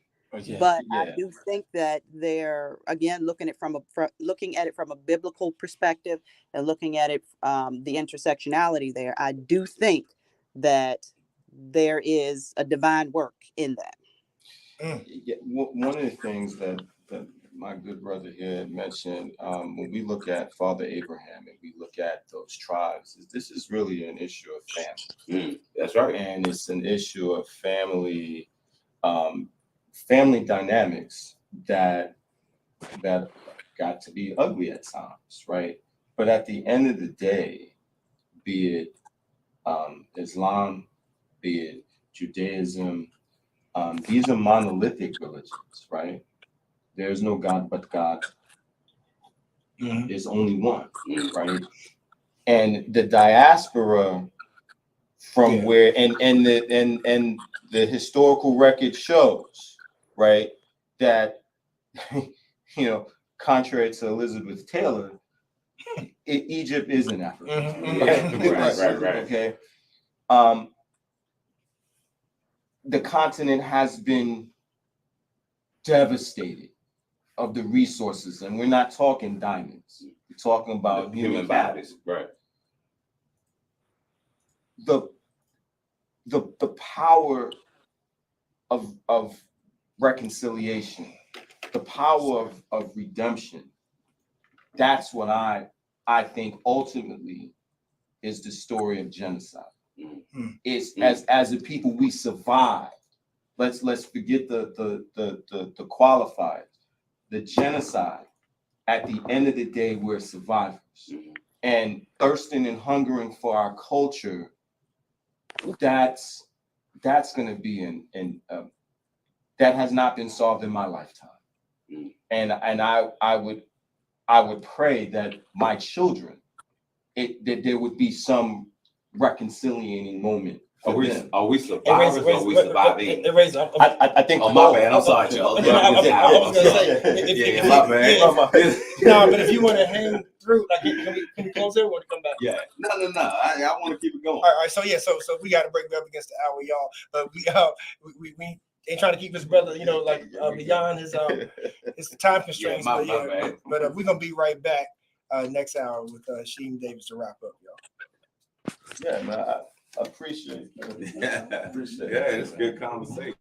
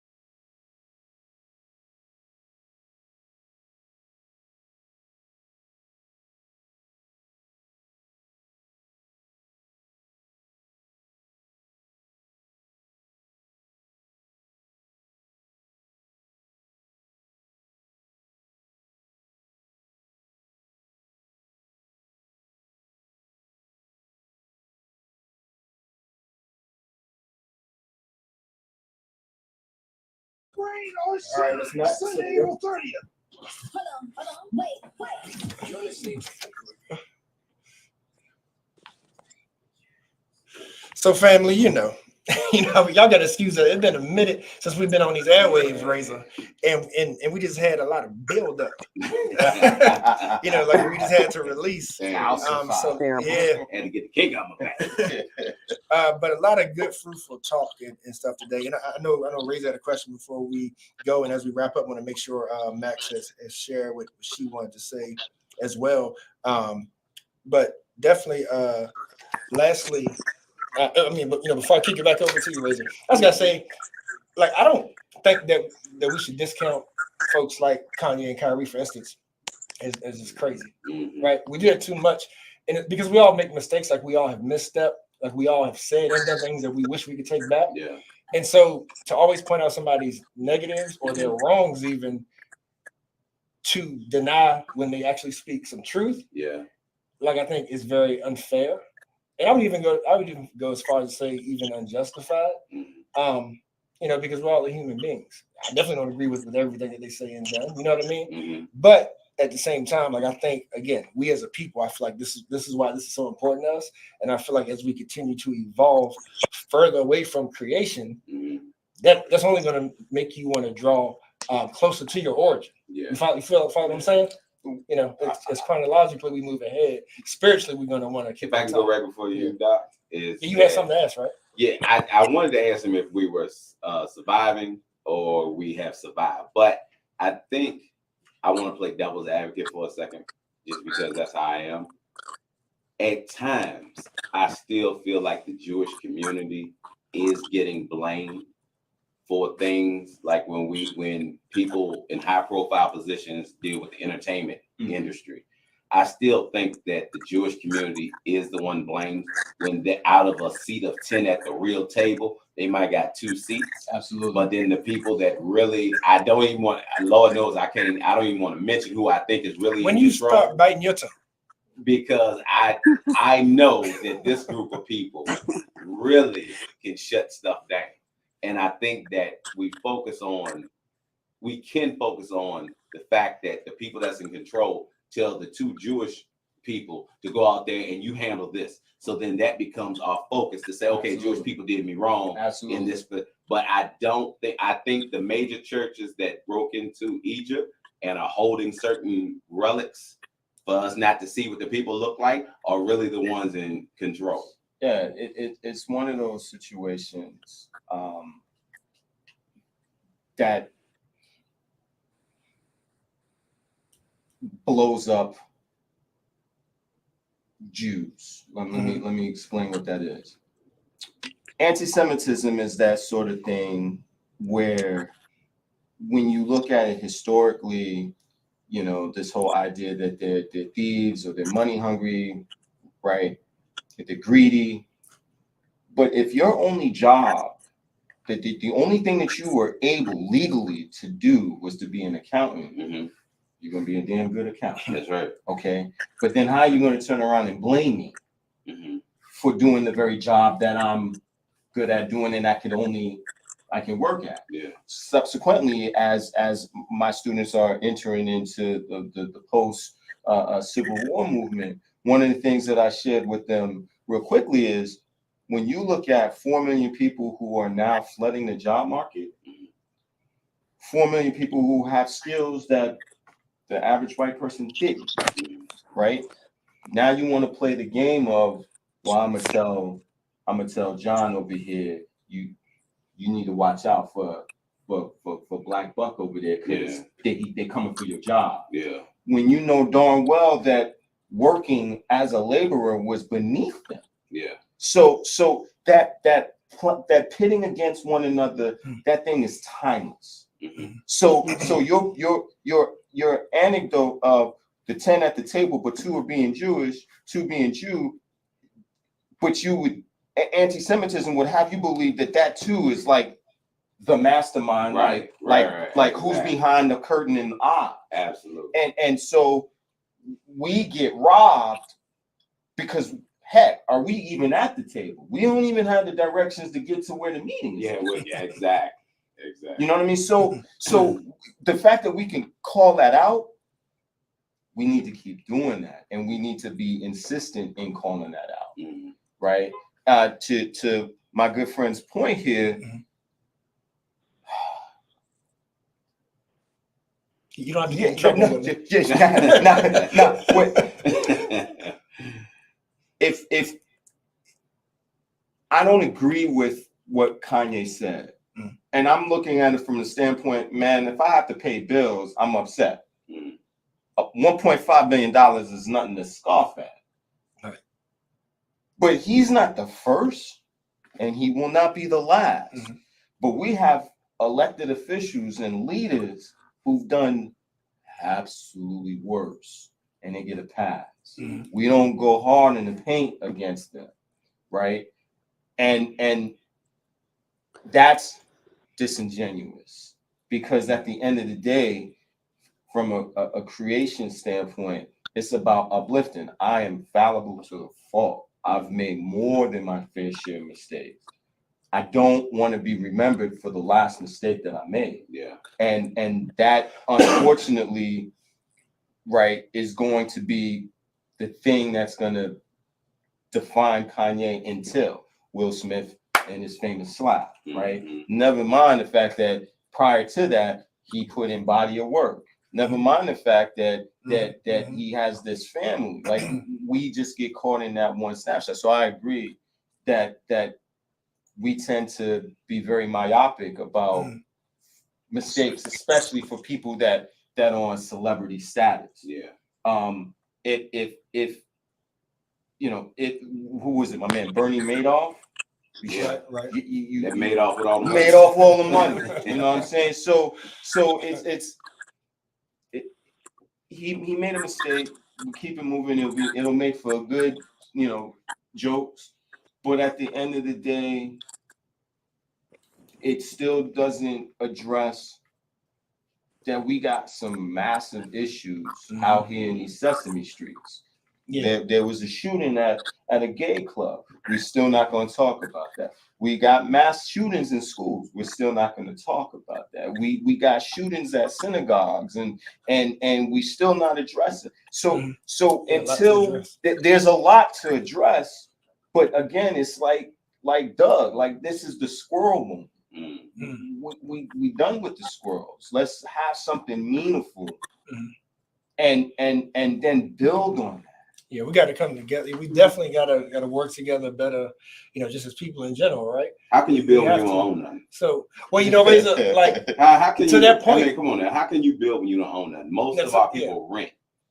We don't own nothing that our feet get planted on. Right. How are we gonna build something? They don't make no more dirt. Yeah, y'all ain't making no more dirt, and they not allowing us to buy but what they say we can purchase. That's to that point, and I was kind of thinking on sort of the same lines because like Kyrie said in that post game presser, he said, "Don't dehumanize me up here. Don't dehumanize me up here." And to me, like, that's part of the issue. It's like, like we need to solve all these issues. Like we need to come together, work together. Power in numbers. You know what I mean? But don't dehumanize me though. Right, and this is not even just like a Black and Jewish issue, even though like that's the crux of our topic today. But like even think about that, like even within like your career path and your job and whatnot, to where it's like you're supposed to be working with all these people, you're supposed to be your colleagues, but then you may hit that HR department glass ceiling where you look around and be like, we all working together, but why the Black woman getting paid least out of everybody in his office? You follow what I'm saying? It's like so if we're gonna work together, let's be honest with each other. But y'all, he's already dehumanized when they exalt you to a certain platform because of the talent that God gave you. Right. They already separated you from your people, so you've already been dehumanized. Don't use that term because you want some safe haven under an umbrella. Right. I'm not with that. You got dehumanized when you got to the point where you could go into rooms that I can't go into. I'm not accepted into them. We look just alike, but because we'll call you a musical genius, you know what I'm saying? Or you can hit a 90-mile-an-hour ball, or you can 6'8" and run a 4.3 and dunk the ball and all that kind of stuff. You've already been dehumanized from your people. And you're fine with that. Right. So there's levels to it. I totally agree with that. Uh-huh. Yeah, but I'm saying, I got you. yeah, you I know what I'm got saying. But at the same time, that like you can be dehumanized at different levels. You know, it's just like the acceptable Negro, right? Yeah. It's like, oh, you so articulate, or you speak so Man, well, right? I hate that. You know what I mean? statement, Yo, I I don't got that problem. Man, nah, Yo, but it it's- happens. Though. It happens. Look, man. I get my credentials attacked at least 2 or 3 times a school year. I believe Just because of the way you look. From the way I look, well, it gets even What you're better. Like, teaching. well, not only what I'm teaching, but I have more books than a little bit, Mhm, right? mhm. And the first thing that comes out of my mouth, oh, did you read all of these? Well, I'm a bookworm, Oh yo. Lord. You know what I'm saying? Riff was my friend. You know what I mean? Mm. So yeah, I'm a bookworm. I'm a book nerd. They usually peep that first, and then it's from Virginia Union to Mary Washington to Yale. Like we can't be in these spaces. You went to Mary Washington Fredericksburg? Yeah. You went to Mary Washington Fredericksburg. Absolutely. All right. Man, I'm from down that area. Okay. I know. How old are you? Really? Yeah. Yeah. I'm 48. I'm over Okay. So I know what you dealt with at that campus. but Come on now. Now let me peep it. And the grad campus, I wasn't there. Okay. I was at the grad campus. And I was the last class when it was the college status. Yeah. That following semester, she hit the university status. So you were down there when Fauntleroy and all them was trying to run for. Yeah, I graduated there in 04. So this is all right. For you to have went to that kind of school, mm-hmm. and for you to be teaching what you're teaching, mm-hmm. How did you find it? You never found yourself at like odds. Oh, absolutely. No, okay. No, all right. no, okay. no. Let me. Yeah, I'm trying to be broad because I mean. No. So again, shout out to Union. Mm-hmm. Mm-hmm. We learned how to be able to navigate in spaces. It just so happened that the spaces that I was navigating in, I was the only person in the room that looked like. I know you were. So I'm accustomed to it, but at a certain point, it's also, come on, for real. Okay. But my focus at the time was trying to get this career moving and teaching these kids, because at the time I was at the middle school. I was in Louisa Middle School. Okay. So teaching middle school, for those who don't know, I might have a halo, but that thing is tilted. Right? You know what I'm saying? So my focus has always been about trying to get my kids squared away, because for many of them, I was the only teacher of color that they've ever had. That's right. Yeah. I was the only teacher of color in a content course. Yeah. And even at the high school level, same concept. Yeah. I never had a black male teacher. And neither did I. Yeah. I didn't have one until I was in college. Mm. Yeah. Mm. So Max, you probably got to wrap up here. Take it on, Max. But he said Mary Washington locked my whole mind. Hey, but Miss Max, though, you probably have a question like this because I know you in your professionalism, you always know how to close it just right. But I got to say this just in case. You being so well, versed and studied, what would be your takeaway point when it comes to how we have these serious conversations with one another? Man, you got to be courageous, and I'm not trying to be pithy about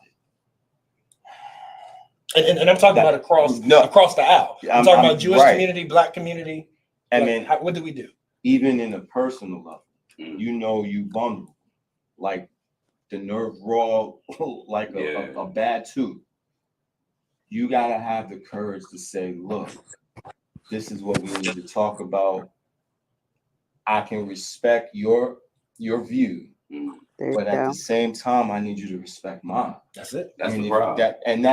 That's the problem. Yeah, that's what I think. If we can just respect the viewpoint and value the difference, take value in that difference, take value in the fact that person or those people, they don't see it that way. But that because they don't see it that way doesn't mean that they're wrong. You know what I mean? It just it doesn't. So for me, having these conversations, they don't have to be hard, but they're not easy. Yeah. They're not easy, but they don't have to be hard. You on the other line, I'll say something, and it's not really my job to make sure you understand it. My job is to say it. Now, if you have a misunderstanding, then we can come back and, well, what did you we can deconstruct this thing. You have to be comfortable with being uncomfortable. You have to. Yeah. You have to. I've been playing chess for well over 40 years. You got to be comfortable being uncomfortable in these positions. Yeah. Right. I don't know how y'all feel about Minister Farrakhan, but he said it best. There's education for everybody to go around. That's right. Absolutely. Like one of the things that I don't like is when these issues come up on anti-Semitism. It's always, well, like first apologize and then come let us educate you. No, it's like, like I've learned too. I've read too. Like, so there's, so you got to learn about me just like I got to learn about you. Yeah. Miss Max. Yeah, no, I was just listening to our guest closing comments, and I do want to take that a step further because I've been close to some people or certain conversations where they have the individuals speaking have two opposing opinions, and one side is very adamant and passionate about what they feel and what they're arguing is correct, and the other side is on the defense and in disagreement and feels like that they're being attacked. And the witnesses are saying, well, why can't you say it like this or do it like that, or, kind of cater to the other individual's needs, so to speak. And after watching it for so long, I reached a point where I was like, why? Because I'm listening to y'all's conversation about how these type of conversations need to go. And to a degree, I feel like why do I have to curve what we're talking about so that it is more palatable to you, right? I don't think that it is right for us to require that, so to speak. Now, what we do have to be willing to do is the individuals that are coming to this table have to be have the same goal or focus in mind. We have two opposing opinions, but we're trying to get from A to B. So how do we get to B? We have to submit under that thing, that B, whatever B is. But I just putting this out there for whoever it matters to. But I do feel like we got to be able to talk to. We have to be able to work together to come to whatever goals or meet whatever goals or conclusions that we have.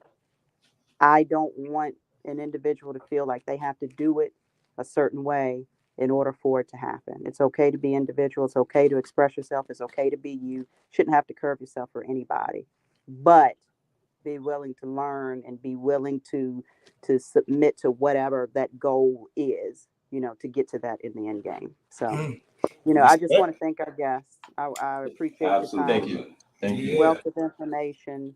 Look forward to having you back. Great conversation.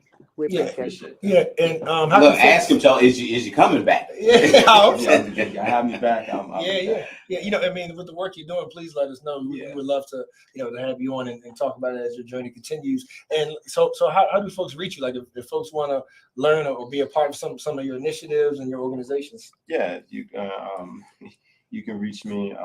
My email, Bed-Stuy Brooklyn. 1906. He a real one. How did I know that was coming up in there somewhere? He a real one. Bed-Stuy Brooklyn 1906 at Gmail. All right. Brother Hashim Davis, man, thanks for joining us, man. Thank you. Yeah, we look forward to talking to you in the future. Thank you. And working with you, not just talking. Absolutely. Yeah, we work. Yeah. Appreciate it. Wait. You're listening to great job, bro. Great job. Yeah. Appreciate you. All right. Very, very enlightening conversation. Thank you. Yes, I got to do the little selfie craze here. Be like, look, Mom, I'm famous.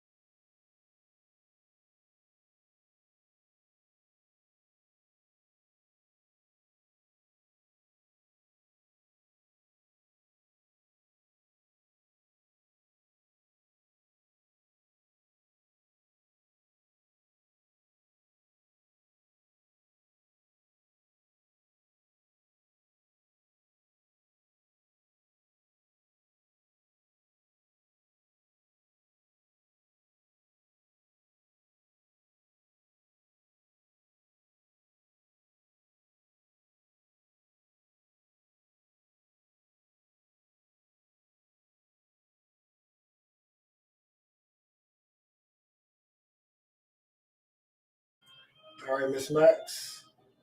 Let's close this thing out. You know, this was a good combo, of course. Yep.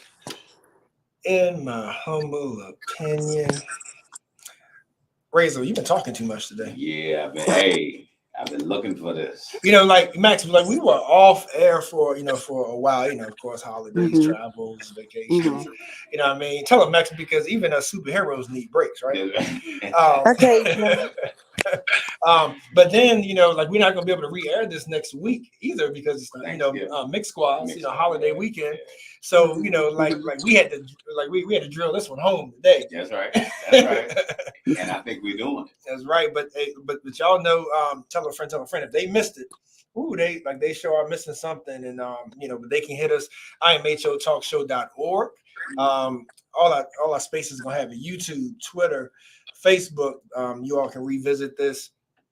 Man, such fruitful conversation. Want to thank Lance, the battalion chief for Charlottesville Fire Department. Want to thank Hashim Davis, historian of the Holocaust and African American Studies. And we started the show, Max.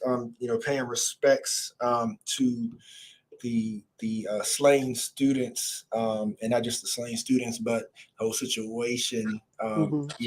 Even the shooter as well, because we're talking about all Black men involved, and so all need prayer. All families need prayer, and we also mentioned, which I hate saying divides amongst us, but a lot of times it's not things that we cause, but sometimes we perpetuate them. And now is not the time to be concerned about if UVA gets attention or if crimes that happen in the city gets attention. We need to make sure that we are figuring something out for our people. Not figuring it out for UVA, not figuring it out for the city of Charlottesville necessarily, but for our people, for our culture. We hurting. We hurting, y'all.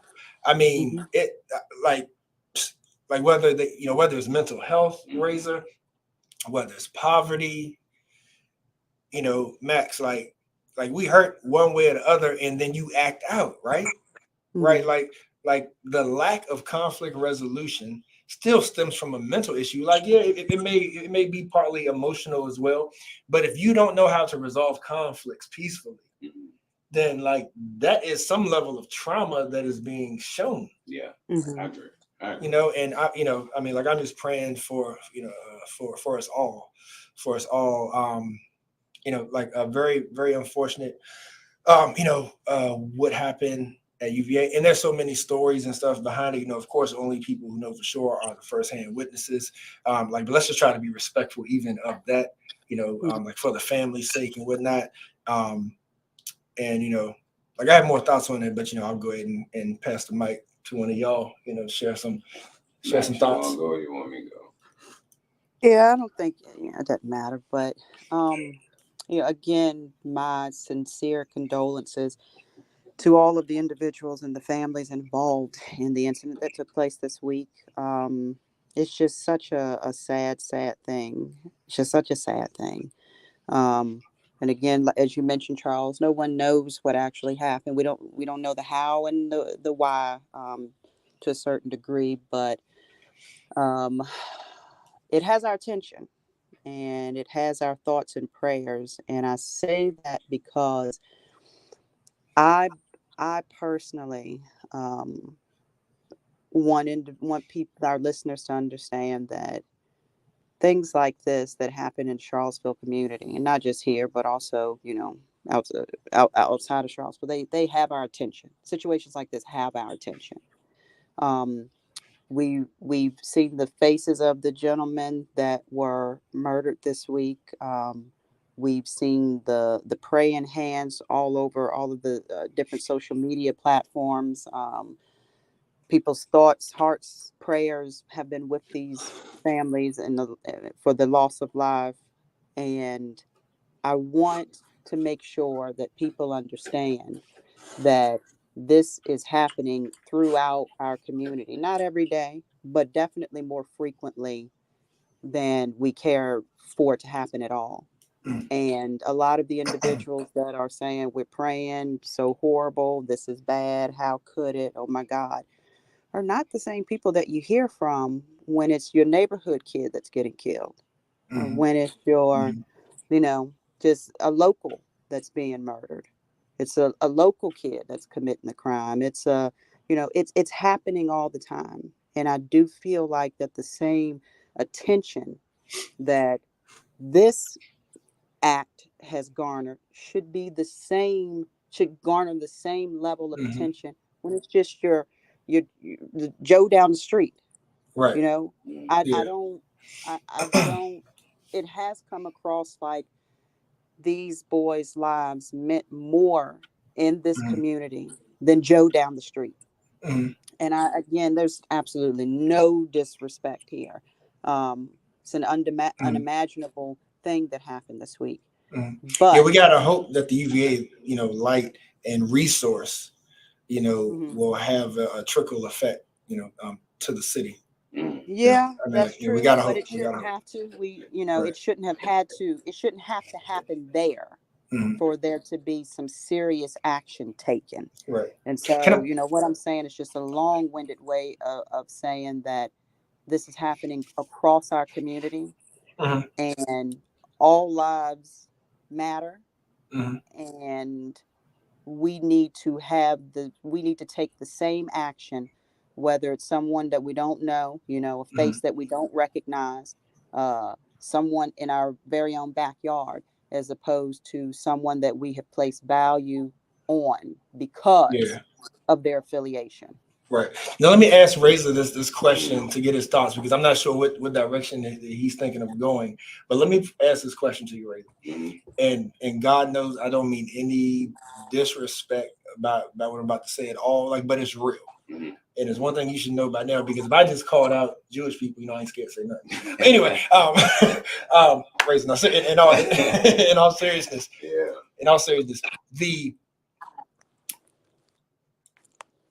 is it looked at different? The crimes in the city versus, well, let's say murders in the city versus a murder at UVA. Is it because one side you have college students who, by all accounts, have everything going for them? They're going to be contributing citizens. They, scholars, what have you. Versus if you in the streets selling drugs, or if you just run in the streets, right? Like late at night, wee hours in the morning, you got it coming to you.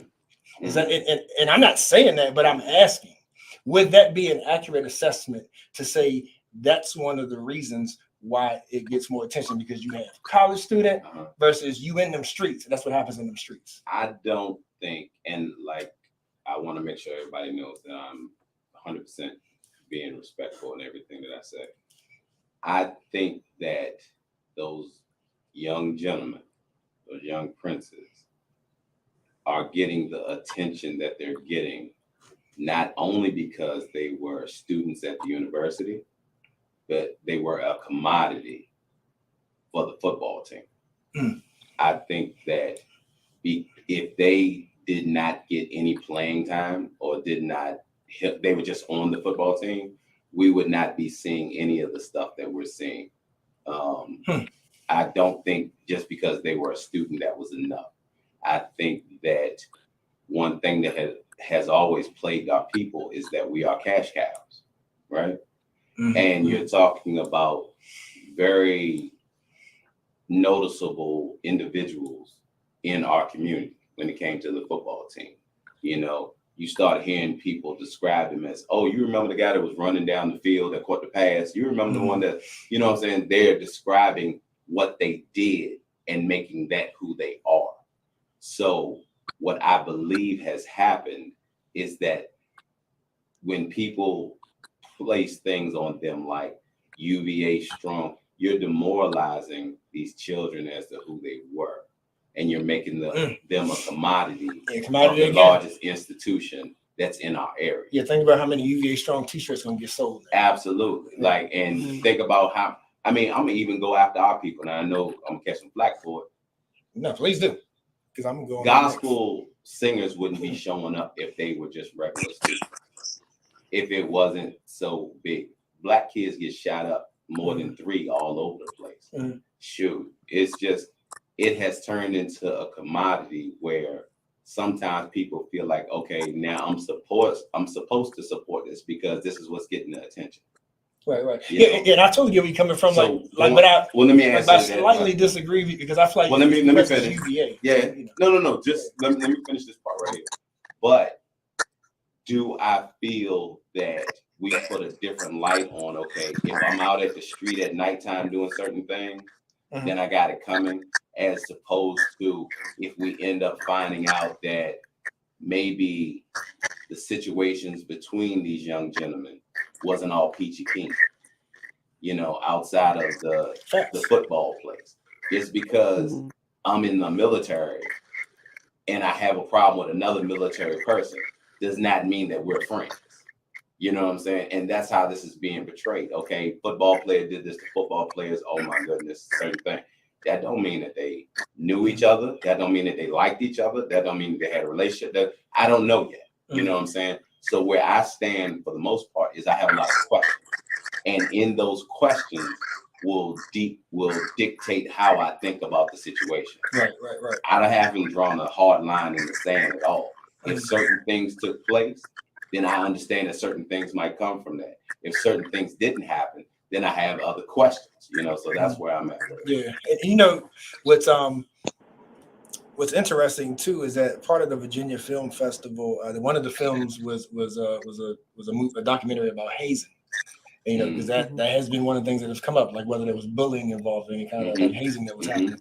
And it's very interesting, like looking and learning about the psychology of how people are like so attached to their frets and whatnot, you know, their sororities and whatnot.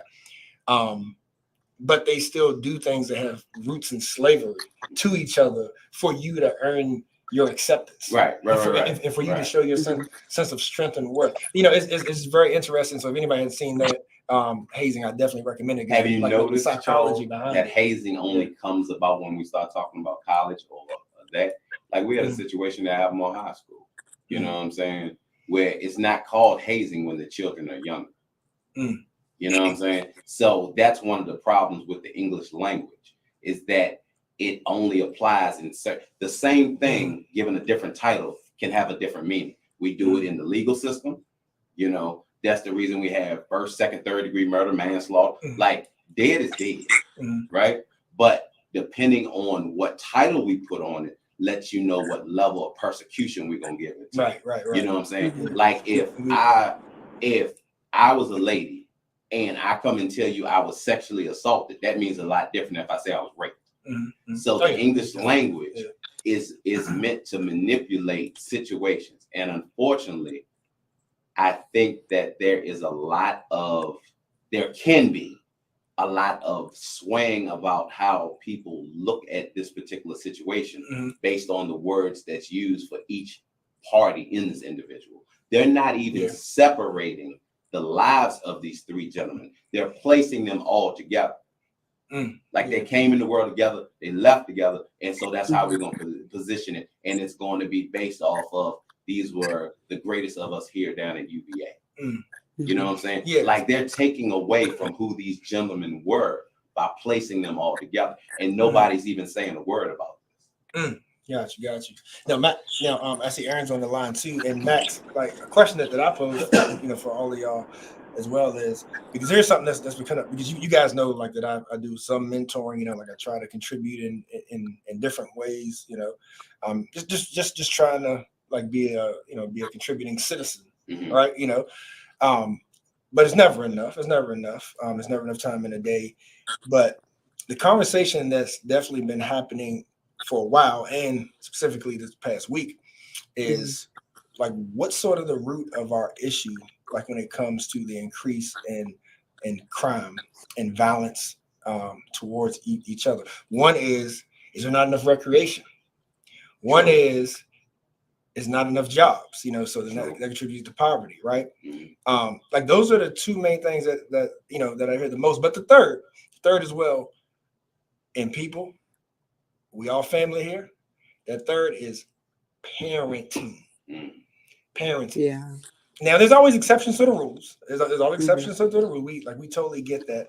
But the conversation, and I've had this amongst Black men and women from every walk of life, it boils down. It like so many times it boils down to our generation, you know, which is us here. Even though we have a little age range, we came up with more of that independent mindset and like wanted and planned to be friends with our kids. And whether we like it or not, or want to hear it or not, that will backfire. You got to be a parent first. You got to be a parent first.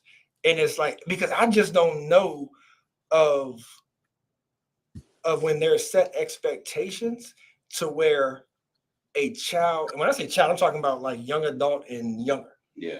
Is where a young person doesn't think about the consequence. And again, exception to the rules, there may be a mental health issue, you know, like that's a cliche. You know, like that kind of makes me mad now. I think they throw around mental health issues so rampant now. Well, they do. I mean, but it's real, but they do. It's real, but how do you know what's real when everybody crying wolf? You know what I'm saying? But like, no, you know, I do understand what Charles. I do understand what Charles is saying, and I think that we do have to talk about the accountability factor here, because my heart goes out to not only those who were injured or lost their life, but also the shooter in this situation. And when I talk about accountability, again, like you said, Charles, you can be the best parent in the world and your kids still make a decision, you know, against everything that they were taught to be and raised to be. But in terms of accountability, like, I don't know the details about this. It's only speculation. But in my opinion, at some point in this gentleman's life, and maybe multiple times in his life, someone dropped the ball. Somebody dropped the ball. I don't think you get here and never showed any signs of something going, an issue, something happening, something being off, something, some type of trouble. You don't get here and didn't leave any signs in the road. Now, whoever chose to ignore those signs, to overlook those signs, to make excuses for those signs, to call them something, whatever you know, however you want to label it, someone, I truly feel, dropped the ball. Max, you know what makes me mad? What makes me mad is that what bothers me is that in the course of this, they interviewed his father, and people started hollering about his father wasn't in his life. Now, that is further going towards where the black male is always demoralized. Like, we don't know the reason. We don't care why Jeffrey Dahmer ate somebody. Ain't nobody bring up that his daddy wasn't in his life.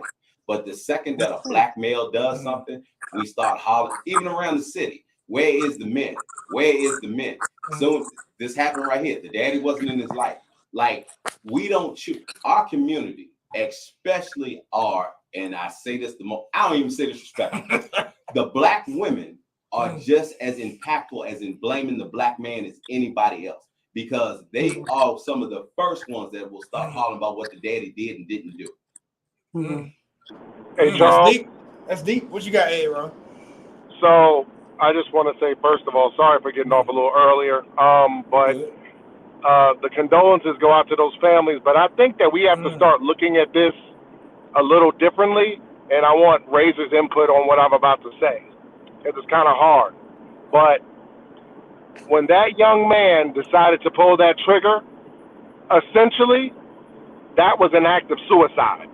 Yes, I already said that. And every day, black men are committing suicide because they see I don't value consequences. I don't value my own life. I don't value my own community.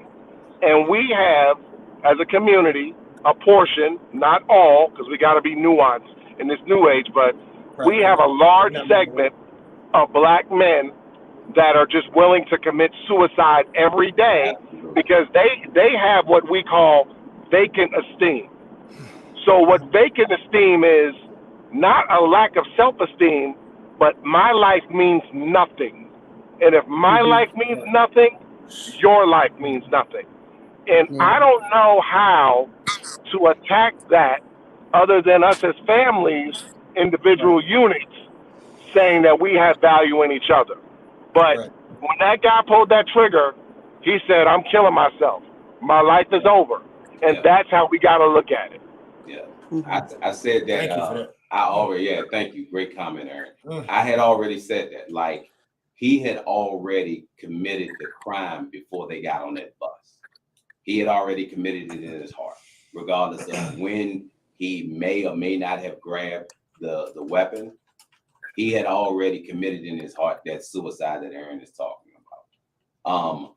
Another thing that I really, when Aaron said, he said something very deep that Charles, we were talking about with, wasn't it Hassan?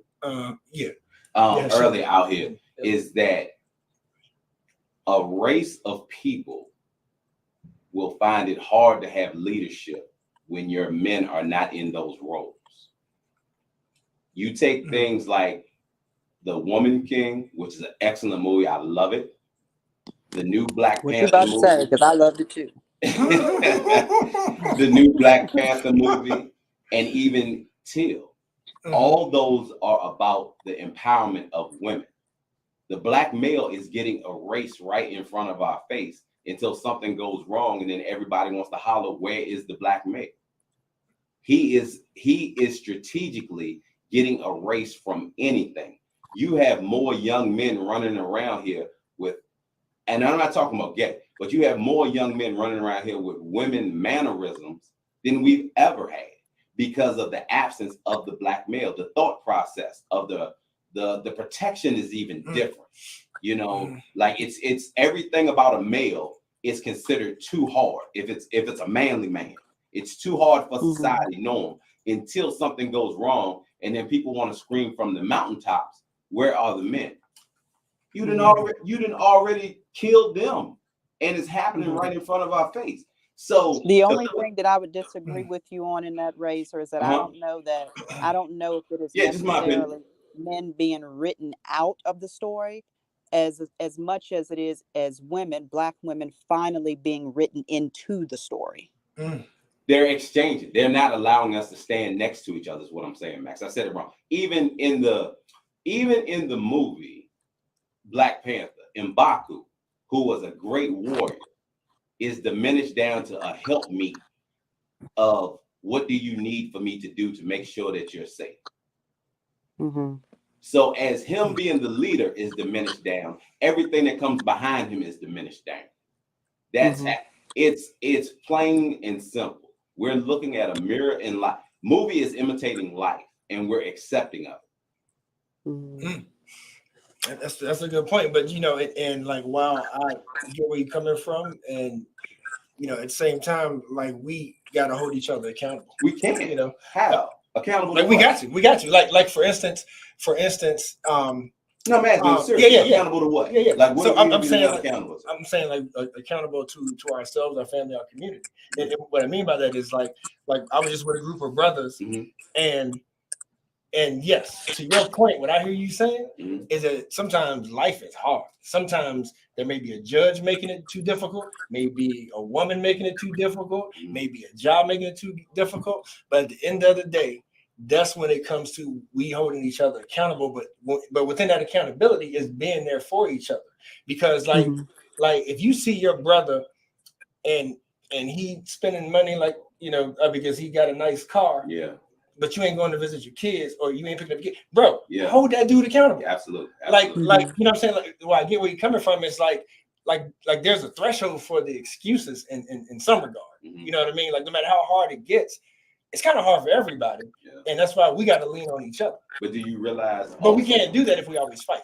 But you know, do you also realize that the individuals that's riding around just in a nice car, and nice clothes, that's all he has. That's all he's been allowed to possess. I get it. Like, nobody looks at that point, right? Like, I'm not one of the ones that, do I have a lot of vehicles? Yes, I do have a lot of vehicles. Do I have a lot of flashy vehicles? No, I don't, because I don't want the attention. You know, so I know what comes from that. I've lived that life.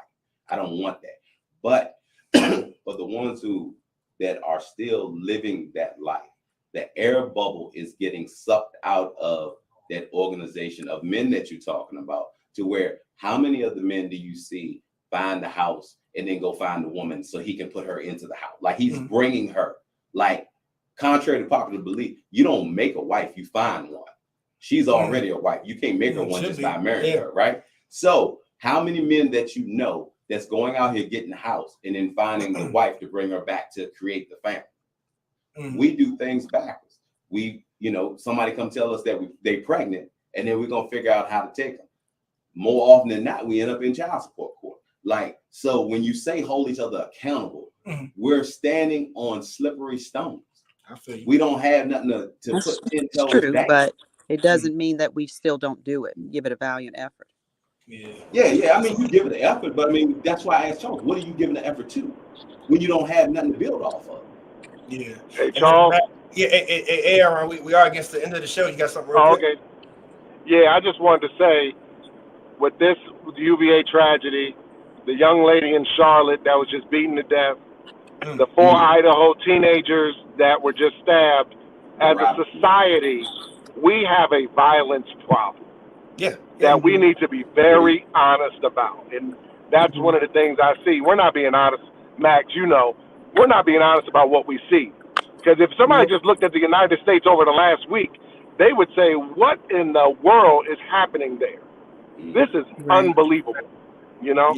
Yeah. So, hey, Max, so we are right up against the hours. We're going to go ahead and close this thing out. You cool? You good? Yeah, we're good. We're good. Right. Thank you to our loyal listeners. Everybody. We appreciate you. Do till next time, y'all. Let's love ourselves and love each other. I am Imho.